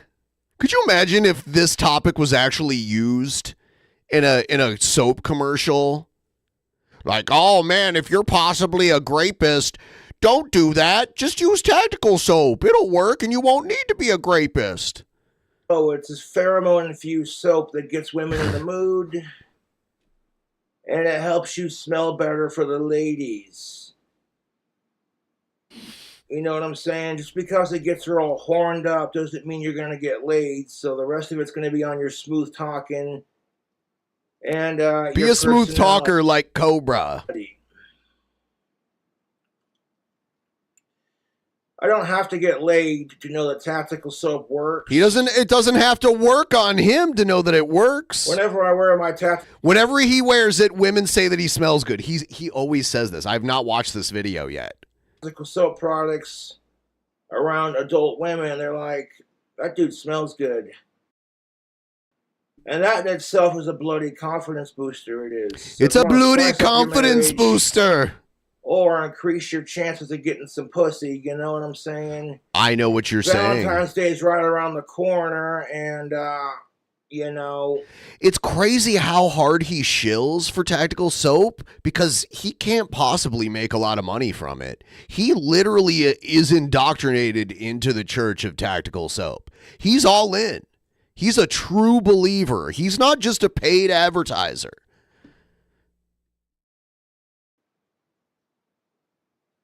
You know, maybe you got a girlfriend and you want to smell good for her on Valentine's Day kind of thing. Yeah. Yeah. So I'd recommend that soap, to be honest. He'd recommend that soap, to be honest. Did you guys know King Cobra recommends tactical soap?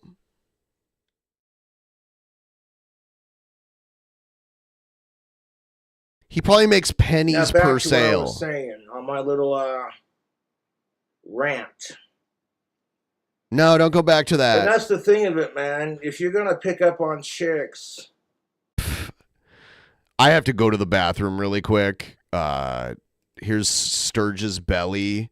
I'll be right back in just a few minutes, and then we'll get back into this.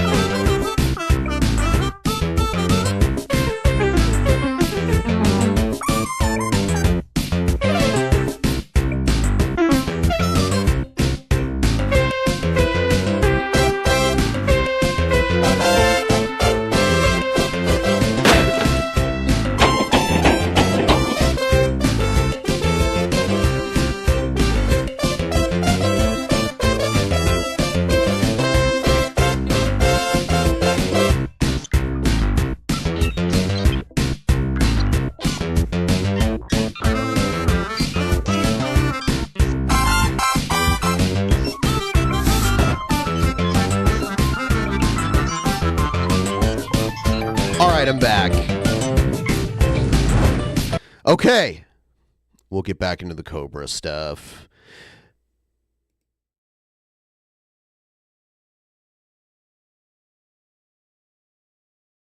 While getting drunk, you're better off going. By the way, please consider contributing to the stream goal by helping us get to 100%. We're so close.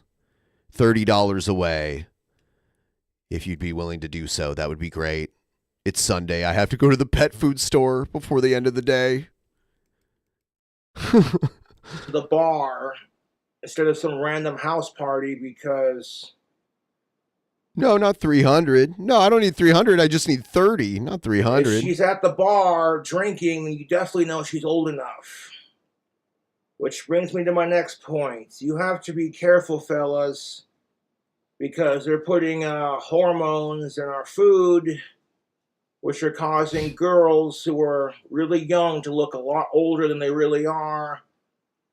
So you got to be careful with that. Some of these chicks who look like they might be in college, well, they're not.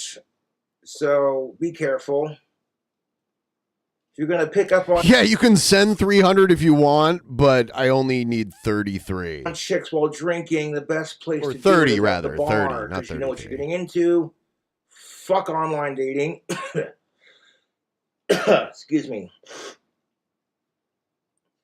And the best way to pick up on chicks, man, besides wearing tactical soap, is to have a bloody sense of humor. If you can make a bloody sense of humor, chick laugh and make her feel safe. Yeah, let's see if he talks about anything else. Maybe you're attracted to assholes. Oh, he's doing this now. And you need to get some help for that. And guys do this crap too. You know, they do. If you encounter the psycho crazy chicks all the time, then congratulations, you're probably attracted to crazy women. Now, crazy women tend to give some crazy good sex. But sometimes it's just not worth it, you two. I love, like, he acts like he has all this experience and all this, but he really doesn't. You know? He talks with such authority. Sure, the sex might feel good, but is it worth your mental sanity? The answer is no, it's not. Sanity. Is it worth it, Tubes? If you can find yourself a woman that's easy enough on the eyes and easy to talk to and easy to please, there you go. That's all you need. And when you're trying to find love and companionship, it's 50% looks and 50% personality. If you have a healthy balance where you find them attractive, both physically and mentally, and when you two have a conversation, it just clicks. And when you find that person, you'll know because you'll be crazy about them and they'll be crazy about you kind of thing, and it'll just be nice. But you're not going to find that overnight, you know. Sometimes it takes going through a couple of sluts and assholes before you find the right one, and it's unfair, but I feel like you wouldn't appreciate your so-called soulmates if you didn't have to go through the loops, so to speak. The loops? Like what you go through? Where you keep saying the same thing over and over again? But I'm telling you right now, if you quit trying to get laid, you play it cool and casual with the ladies. Quit trying. And quit giving a shit if you get laid. And you respect women. And you rock some tactical soap. And you wait patiently. See what happens. See what happens. Women are so used to men chasing after them and giving them whatever they want. He was kind of nagging, wasn't he? That was kind of like Cope's form of nagging. Like, no one cares if you stop streaming, honey. Only yourself. Because men want their dick. Why don't you go move out on your own and stop depending on your parents? I get a job. I support myself. Yeah, he was kind of doing that. Dick suck. You're men right. Want pussy. And because of that, it's made women super entitled. When you're seeing busted ass chicks who are going, I'm not going to date someone unless they make this much money, blah, blah, blah. you have to fucking laugh, because when you're seeing busted ass chicks who only want dudes who make $500K to $1 million. If Cobra lived in like an expensive city, he would not be living on his own, or he'd be living in publicly subsidized housing or something. Because he wouldn't be able to afford a 1-bedroom apartment like he does here. Like, on the amount of money he's bringing honey, in. you can get in line with the well with his spending rest of habits. these chicks that want dudes like that, because he certainly isn't going to pick your ass unless he's into it. What? But then if men try to have standards, we're shallow pigs, right? Fuck you. He's so mad. It's his gender relations rant. That's what it is.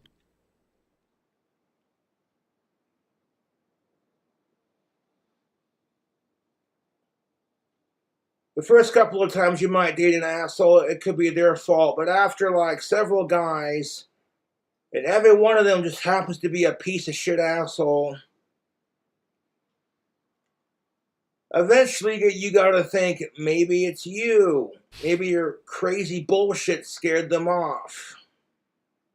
Or keeps guys at a distance. It's King Cobra, the love guru.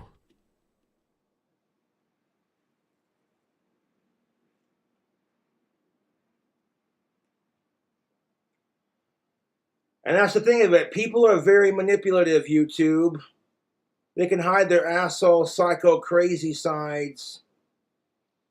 And then when it starts to come out, you're already trapped in this relationship.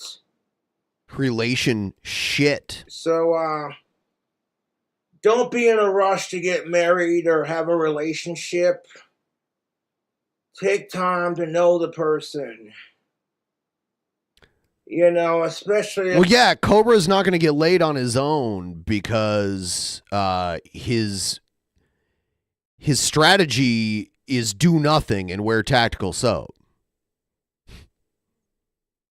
So, yeah, it would take third-party intervention. If people involved have been in hurtful situations regarding love. Either that or it would take a woman online that's actually willing to, like go there and make it happen. To quote the song, I'm half the man I used to be, you know, kind of thing. Oh, you mean the Stone Temple Pilots song? Take time with a wounded hand. Yeah. And in my experience, I've been rejected by every chick I've liked since the 4th grade, just to grow up and become a famous YouTuber that a lot of chicks want to bang. So it's funny how that works out. Which is exactly my next point. If you're young and dumb and full of cum and... What? You're trying to get some and it's not happening. I'm like, dude, you got your whole life ahead of you. Stop giving a shit if you're getting laid. You're giving these women too much control. Stop that. Alpha up, motherfucker, because real alpha men don't give a shit if they get laid. All these beta soy boy fucking cuck simps. This sounds like something Jared would say right here. Fucking male cunts. These are the men who put way too much pressure on themselves. Beta cuck simps. And to be fair, men are put underneath all this pressure.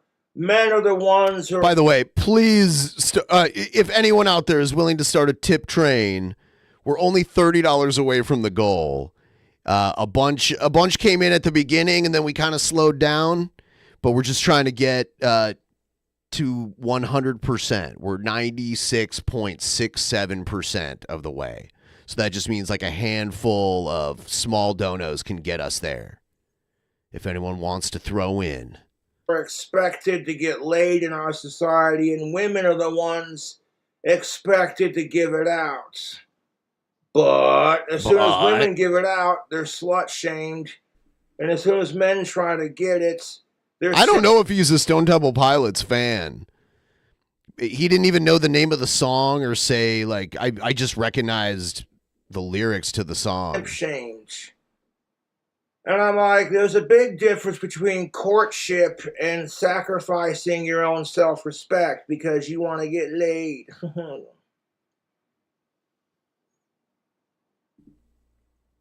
If you're constantly doing things for this chick, she's going to use you because she has that ability to. But if the occasional nice thing happens, it shows you're a nice guy and that you care, but you're not going to just, you know what I'm saying? It's all about that fine balance. You know what I'm saying? And stop letting society spread toxic lies about the dating scene, goddammit. Don't lie about the dating scene. All men want is sex. And I'm like, bullshit. It's not all Cobra wants. Come on. And be able to take my gal out to the bar for a couple of beers every once in a while. So there's that. Or this idea that all women want is assholes. I'm like, bullshit. That's all Trumpster Bob wants. And that's the problem with our fucking society. If you try to be nice to women, you're called a simp. So then you treat them like shit. Didn't you just call people simps? Because you're told that's what women want. And then women complain about that. And they're like, well, all men are assholes. And where have all the good men gone? Huh? Where have all the good men gone? Where's the streetwise Hercules? She needs a hero. She's holding on through the night. Yeah, now we got to the good content. We got to the musical stylings. Yes, I'm going to quote that Bonnie Taylor song because that drum beat is fucking sick. And it's like, I'll tell you where all the good men have gone, ladies. You friend zoned them or scared them off. And it's all your damn fault.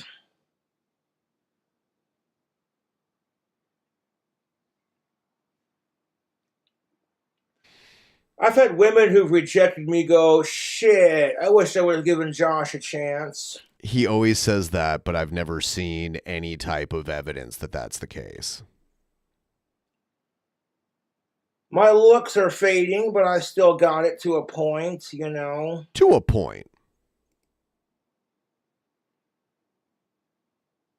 But literally, if you're a woman that complains about all the asshole men she dates, and then you friend zone every nice guy that comes into your life, and then you still continue to complain because you can't find a nice guy, it's your own damn fault. He's so bitter. And men do this crap too. Men fucking choose to date sluts, whores, cunts, and mingy little bitches. Wow, he's so mad. I mean, like, I can hear the and then they bitch because anger. They can't stand women. And I'm like, well, and this goes for all genders. Learn how to pick better dating partners and don't be in a rush to get laid or married and see what happens. Yeah, it is kind of, he kind of goes into incel talk and then backs out of it and then goes back into it. Kind of back and forth. And that's the problem with our fucking society anymore, YouTube. There's way too much pressure on women and men to have sex and get married. You know. Too much pressure, too. You rush out and get it because you don't want to feel like a loser. Wow. You gotta change that mentality. Just because you don't have somebody doesn't make you a loser. It just means you're single and who cares? It's not the end of the world. There are people out there who are starving and dying in third world countries and you're throwing a fit because you can't get laid. And that's the thing of it. Women are slut-shamed for giving it out, and men are incel-shamed if they're not getting it. And it's bullshit. And fuck incel culture, I thank you. Men who hate women, aka incel culture, you're just as bad as these fucking fourth-way feminazi fucking man-hating cunts. And it just makes both sides really fucking toxic, to be honest. I mean, Cobra has been involuntarily celibate for several years. What, like 6 years or something? So yeah, I would say by definition, he is an incel. I don't know how much effort he puts into trying to change that. But either way, he's expressed desire to not be on a dry spell. So I would say that puts him in incel range. Do you agree with my assessment?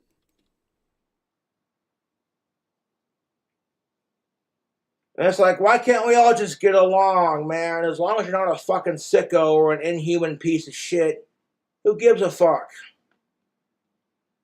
That's what I'm saying, YouTube. Power to the people. Black flame to light my green smoke. Maybe we need to get Goo back on the case. I don't think Gucci's is living the life. I don't think she's living that kind of life anymore. So I don't think she would be going in fucking Cobra now. That possibility is gone now. I think Gucci's is living a more healthy life these days. So she's probably not in the kind of headspace that would be like, oh yeah, it would be cool to fuck King Cobra.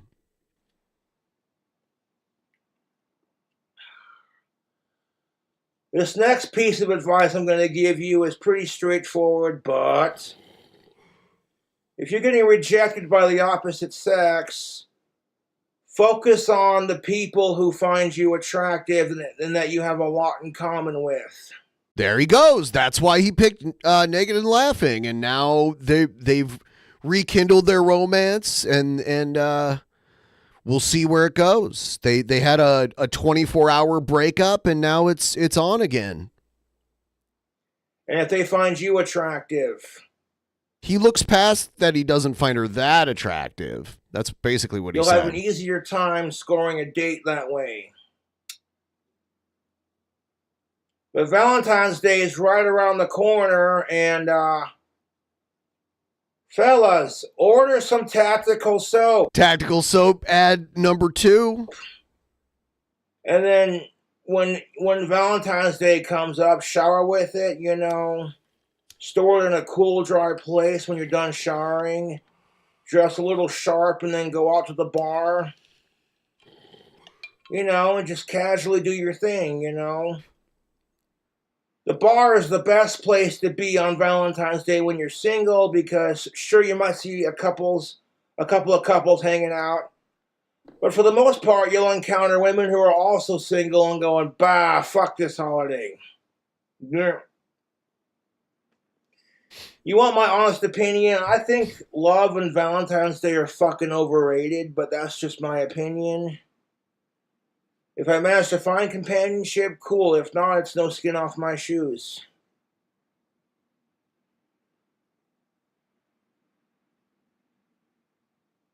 And here's the thing of it, ladies. You gotta say this. Just because society pressures women to give it out doesn't mean you have to give it out. Just because society pressures men to get it doesn't mean you're a loser if you can't get it. You know what I'm saying, YouTube? And if you want proof that men are put underneath too much pressure to get laid, Elliot Rogers. Excuse me. Oh. Whoa. Bullshit allergies. And you know what kills that was strange to hear. me about that? There's this blonde chick. There's this blonde chick. YouTube who's absolutely crazy about Elliot Rogers, that piece of shit mass shooter. And if Elliot Rogers would have said fuck the mass shooting and avoided doing it and waited a couple months, he would have found that chick. I don't know. I think she knows about him because of his heinous crimes. That's crazy about him on YouTube. And they would have been a match made in heaven. You know what I'm saying? Fuck incels. And if shit doesn't work out, you know what I'm saying? It's not the end of the world, YouTube. You can't let one fuck up after another dictate your relationship status. And I get it to a point when you've been rejected so many times. Eventually you just give up because you're sick and tired of it. But what does that do? Because now you're more miserable because you can't find anyone. So what does that do? Not a goddamn thing.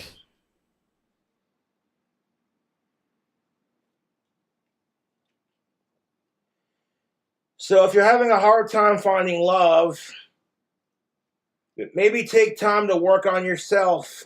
That's what Cobra's been doing all this time. And like, he's taking the time to work on himself.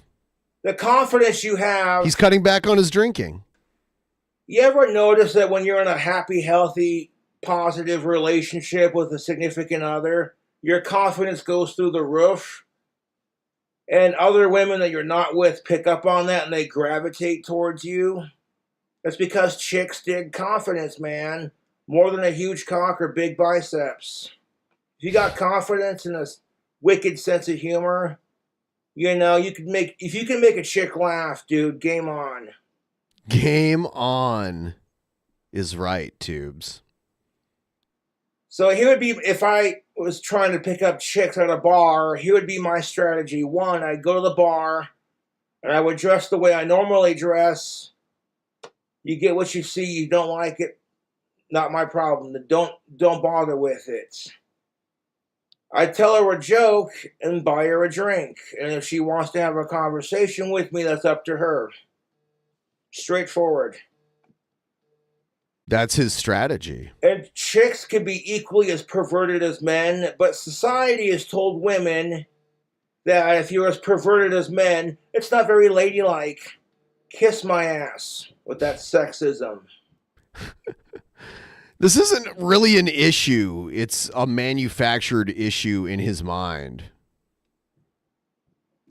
And if you got a really bad sense of humor, just go on the internet and look up funny jokes.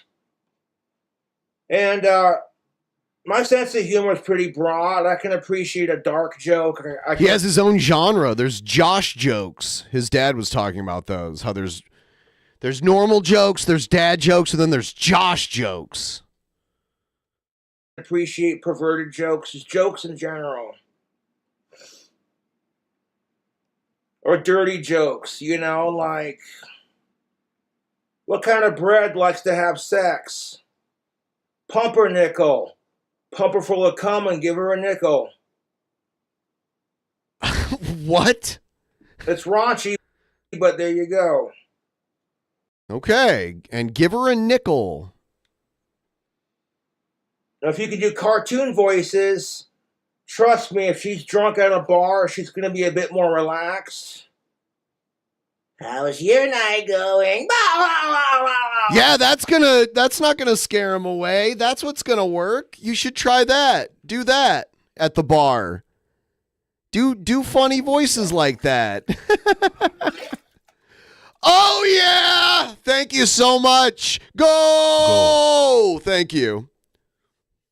And I'm so appreciative of meeting the goal, and thanks to all of you that helped out, and thanks to everyone who's been watching. I'm not going to leave yet. I'm going to keep going. I appreciate it. Had to work a little harder for the goal this week, but I think we can keep making it happen. And actually, I think this next Saturday show, we're going to start earlier. And I think it's... Actually, I don't want to say who's going to be on it yet because I still have to figure out. I still have to finalize it, but yeah, let's check it out. Tremendous. I mean, you know, Chris's crabs foiled again. Hey, yo, boo boo. How's about our picnic baskets? I'll say foghorn leghorn. Where's the kaboom? Whoa! Yeah! I'm Dr. Roxo, the rock and roll clown. I do cocaine. Oh man, this got to be hilarious. Yeah, how has this guy not gotten laid in 6 years? This is what he does? How does this not work? This is ingenious. I'd rather die than watch your fucking video. How about that? Could you imagine him doing this? It's called the grocery store, you douchebags. Yeah, man, like, what the fuck is this shit? Can you imagine him walking up to women in a bar and doing this? Planet Piss. I'm just saying, if the Rockstar thing doesn't work out, I got a promising Korean voice acting. Poopstin McGee, how the hell are ya? Well, when I was your age, everything cost a nickel. I'm not going to suck on popsicles, T-Bob. See, you want to look at my butthole and you want to watch me suck on popsicles. I'm just saying, you're the one asking me to do this.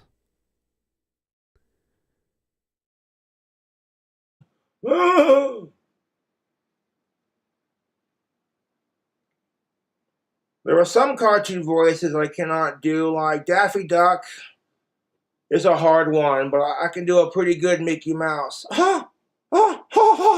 No, that is not a good Mickey Mouse. Egghead can actually do a good Mickey Mouse. Get the fuck out of here! That sounds nothing like Mickey Mouse. What are you talking about? Gosh, Mickey. Shut the fuck up, Goofy. Shut up, Meg. All right. Oh, those Family Guy voices are terrible. Worst Family Guy voice ever. Smithers, who's that man over there? That's Homer Simpson, sir. Excellent. Blast. Smithers, release the hounds. Hey, Homer, how's it going?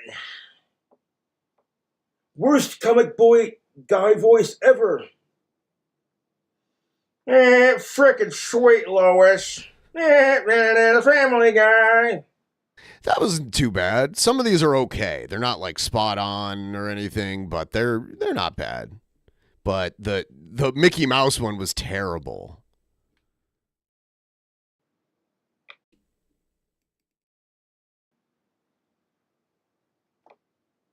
Is he frozen? Also, what helps to pick up on the chicks besides wearing tactical soap is learn how to play a musical instrument, because chicks dig musicians. It shows you're creative. Yeah.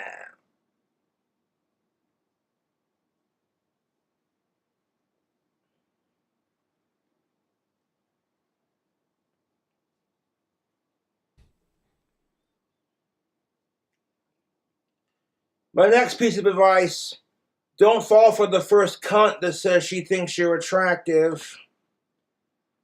And don't fall for the first asshole that hands you a rose and pretty compliments. Love is a shark and piranha infested tank of bullshit, and it's unfair for both genders depending on the situation.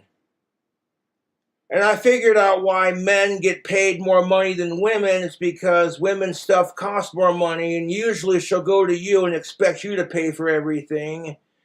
And if a dude gets screwed over in divorce court 9 times out of 10, who do you think is going to be paying support fees?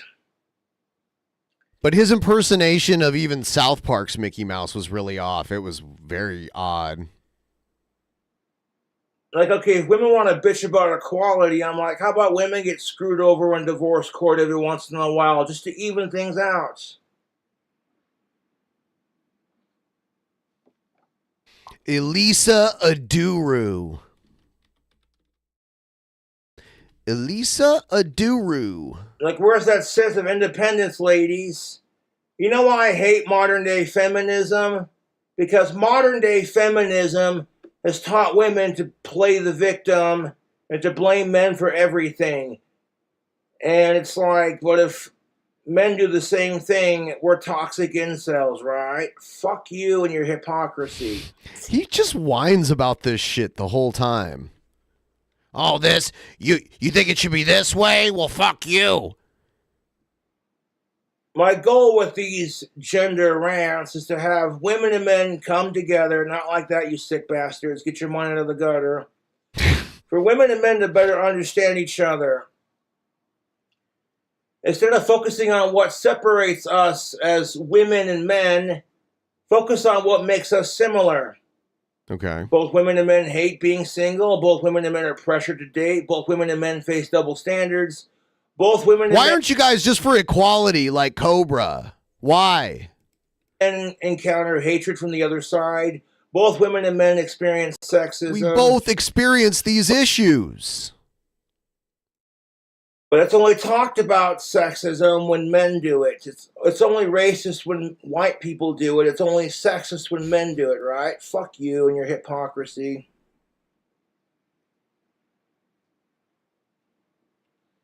That was a seriously fucking tasty fucking drink combo. I fuck with that. Great drink combo. It probably is good compared to most of his stuff. Allergy, and you love peanut butter, and you like root beer. I'm hoping the mead is something he's going to slowly get more and more disinterested in. He used to talk about it every video. Coho, look out. Peanut butter cobra time. Where you at? Where you at? So shout out to the cool cobras who make screwball peanut butter whiskey. It's delicious. Sipping Sundays. Sipping fun days. Oh, yeah. Am I your fire? Oh, he's whipping out some of them Backstreet vocals. Ugh.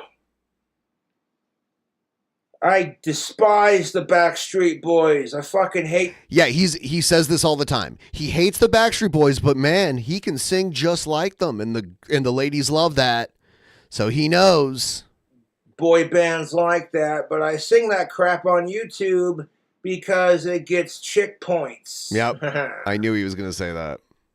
And knowing I want to get so much crap for being able to sing like that, like, oh, what a fag. Oh, my God.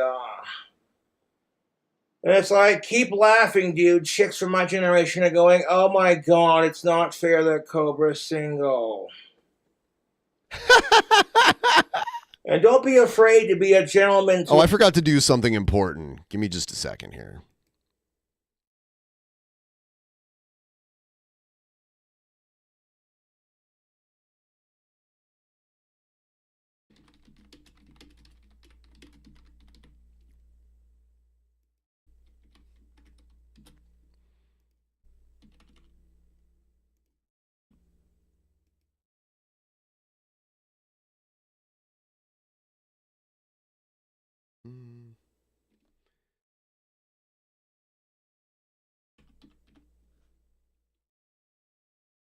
There we go. New goal, new week, new goal starting right now. Any other donos that come in go towards next week's goal if you want to help us get a head start on that.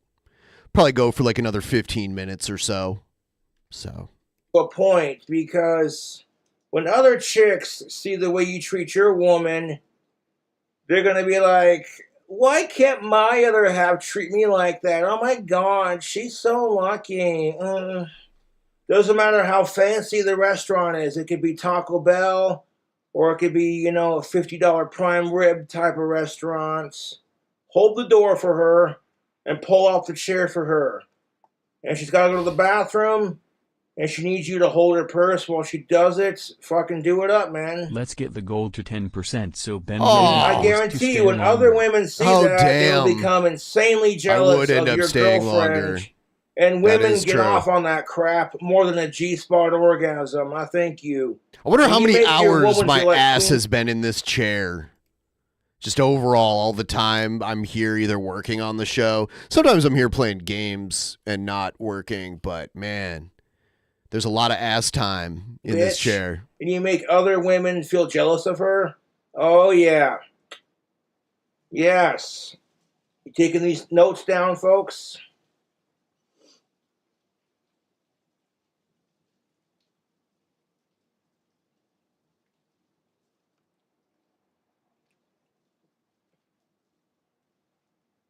Yeah, you keep sitting you don't, there. You don't do it for the... Keep sitting there. Yeah. Sex. You do it because treat others the way you want to be treated. At the end of the day, it's the golden rule. When it comes to dating or any of it, it's the gold. You do seem to get up and wipe it a lot. What do you mean? Get up and wipe what? My ass? Usually I'm just pissing and washing my hands and coming back. Golden fucking rule. I have to pee a lot. I drink a lot of coffee. Others the way you want to be treated. And I was drinking a lot of beer constantly, which makes me pee too. Treated. No, it's not just my bladder. My bladder is part of it. But it's also like caffeine and alcohol both make me have to pee a lot too. And what makes me laugh about my sad, sorry sack of shit YouTube trolls is I do not go out of my fucking way to text them. I don't. I'd rather text my fans back or go out on my way to text them and see how they're doing, you know? That's the only reason why I don't change my cell phone number, so I can have a connection with my YouTube fans. And it makes them feel cool, you know, like, oh my God, I get to talk to a celebrity.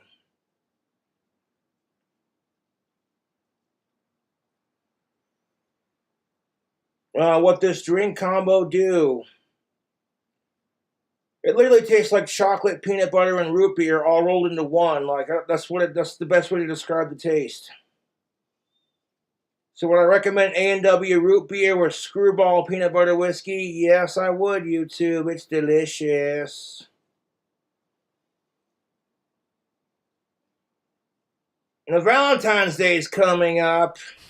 He's about to do some more if you're jokes. looking for ideas for your girly friend, for gifts, flowers, chocolates, I love you cards, stuffed animals, pink champagne, tequila rose. Tequila rose. You know what's up. Haven't drank that shit in Bath and forever. Body Works gift card. Bath and Body Works, man. He's a romantic, man. He knows what's up. And that's the thing of it, dude. Only the finest tequila rose for the lady. You can make your girlfriend a homemade, made from scratch strawberry chocolate cheesecake. And then you fix her a romantic bath. It's all hot water. It's relaxing. You drop a pink bath bomb in there. And you sprinkle some red rose petals on top of the bath water. See what you're missing, ladies? You know, you light some scented candles. See what you're missing? Music. All you cisgender, of age, non-related, alive, human consenting women, see what you could be having right now? You're just one of those away from having this. You got to the one thing. And you pour your girlfriend the fattest glass of pink champagne. And you massage her feet while she's in the bath eating the cheesecake that you slaved over. You know? And it's like, babe, tell me again about all the women you really fucking hate. Oh my God, she'll be putty in your hands. Oh my God.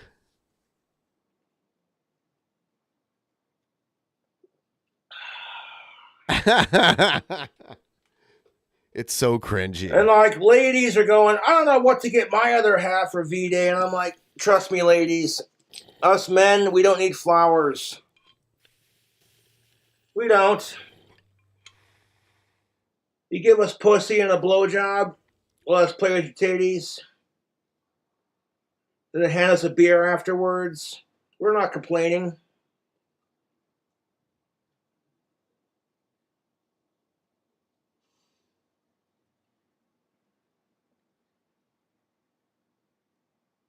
And that's the thing of it, man. He's got those jeans on again. They're so hideous. I wish someone could help him design clothing, like, because you know that's not what he originally had in mind, but he still wears it. Kind of like if he destroys a meal that he's making, he still eats it anyway, or makes like the grossest mead ever. I'm glad someone talked him out of drinking the like eggnog mead. Can't afford all the expensive gifts to please your woman on Valentine's Day. Even just showing like a card, you know, and a rose to go with it. If someone could bring his vision to reality with his fashion, maybe it would look amazing. It shows you at least care, kind of thing.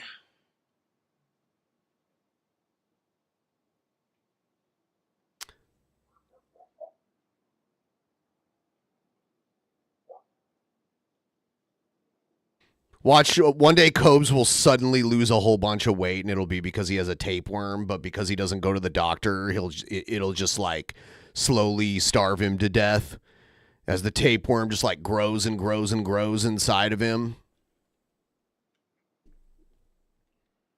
If you don't take your girlfriend out to a nice restaurant on Valentine's Day, then cook her something.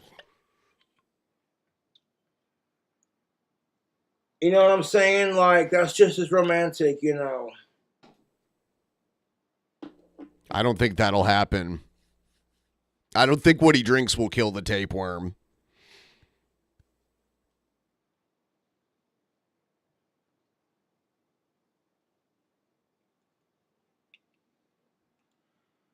But yeah, check out Tactical. I got all kind. Oh, he's gonna advertise Tactical Soap again, which is awesome. I'm gonna advertise The Goal if you want to help out. It's at 1.11%. 1.11%. Someone was asking what I was smoking. I guess I'll do Strains You Love really quick here.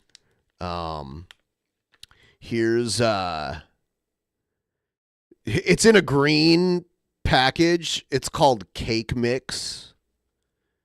It's 30% THC is what it says. And then I have another one. I have this one I bought like almost 2 months ago. It was so much that it's just lasted forever. And it's this one right here. It's called, I hate the names because I feel kind of corny saying them. This one's called Guava Gelato. Says it's 25%.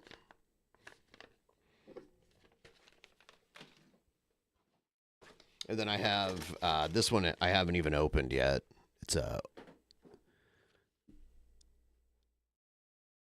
Tropicana Kush. Says it's 30%.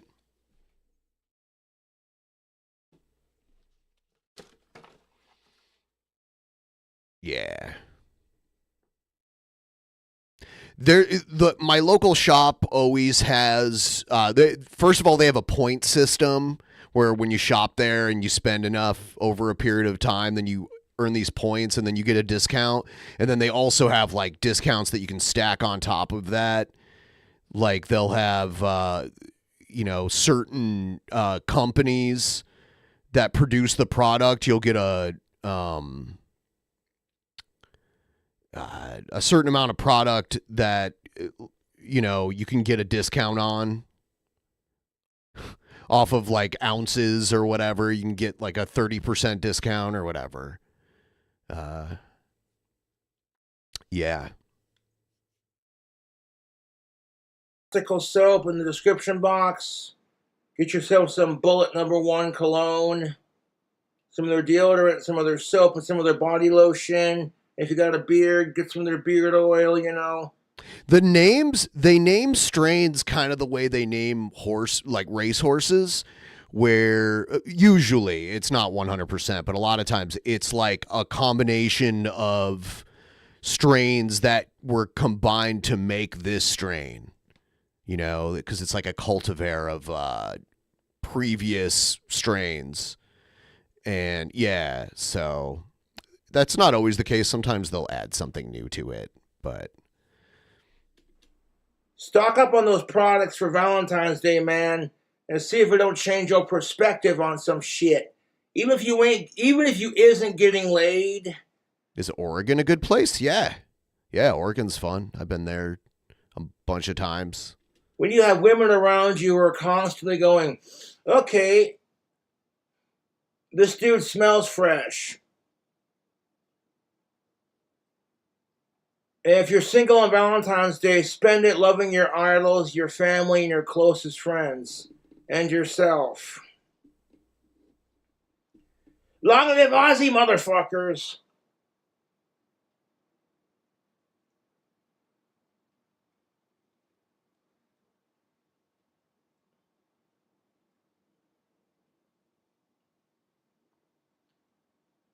Long live Ozzy.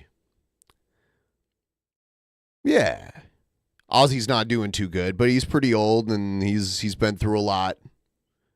You never know. Yeah, I've I've smoked a lot this morning. And I've drank a lot of coffee, and I haven't eaten anything. This is a day where I try to limit my calorie intake as much as possible. And then on the days when I eat like as much as I want. It's kind of a good balance. I do on my days where I don't eat a lot, I still eat some things because I have to.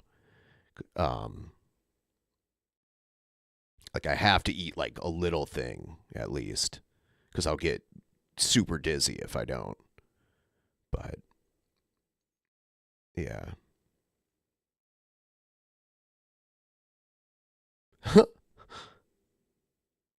Oh yeah, I'll eat. I'm doing the opposite of Jared's bulking phase. I'm in a slimming phase. How many calories in a bong rip? 0. That's why it's great. There's also 0 calories in coffee if you don't put anything else in it and just drink the straight up coffee. And I do that.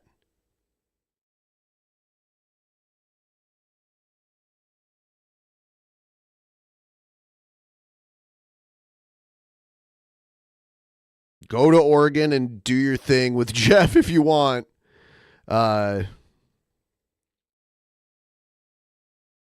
Do your thing.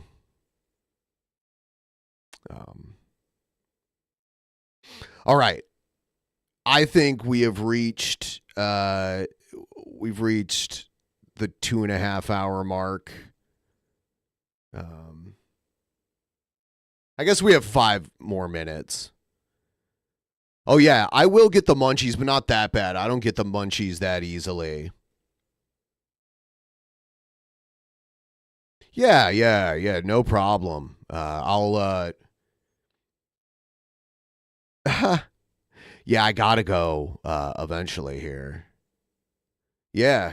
Yeah, I was up really late last night and working on stuff. Thank you, T-Bob. See, I get the T-Bob seal of approval. That's all I need.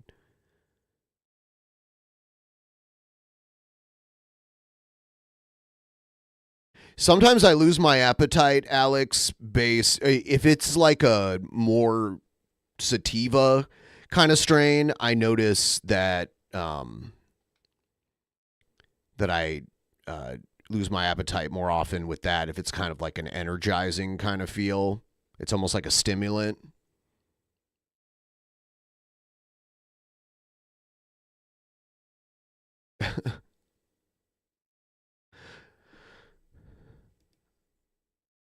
Yeah. I might even need a nap.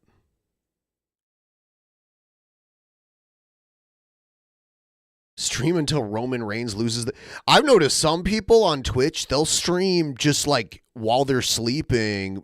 And it won't show them sleeping. It'll just be like other shit that they're live streaming while they're sleeping. Like they'll just play a video all night or whatever. It's so weird. I don't think I do that, but it is. Some people do it.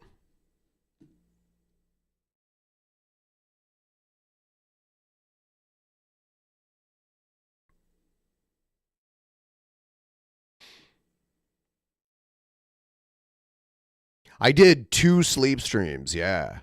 I think like I made like $200 during each one. $200 just sleeping. And people did wake me up. It was kind of funny to go back and watch. I'm sure I've farted in my sleep. I'm sure everyone has farted in their sleep. There's no way you haven't.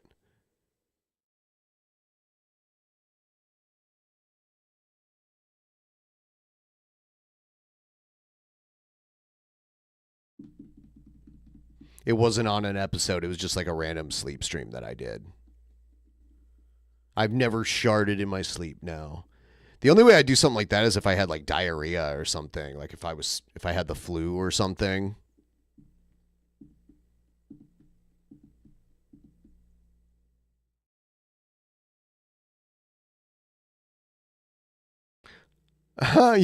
You've woken to the stench of your fart before. That's amazing.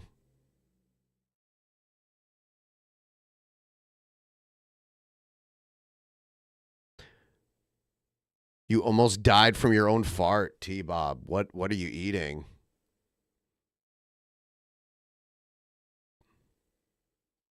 What are you consuming that where your own farts almost kill you?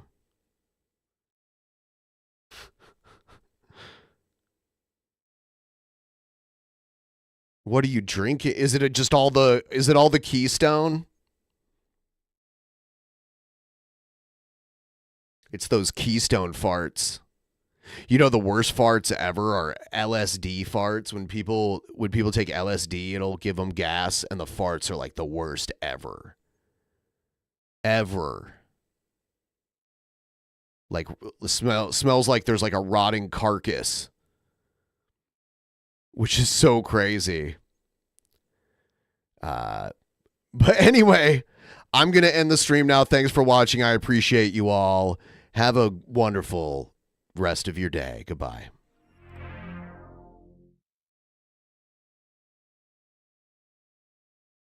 In the beginning, there was nothing. And then there was the Drunken Peasants Podcast. Drunken Peasants. Drunken Peasants. Drunken Peasants. Drunken Peasants. From the strangest corners of the internet, gonna get TP'd by Billy and Ben. You know where you can find them at. Get ready, cause they're gonna kick your... Drunken Peasants. Drunken Peasants. Drunken Peasants. Drunken Peasants.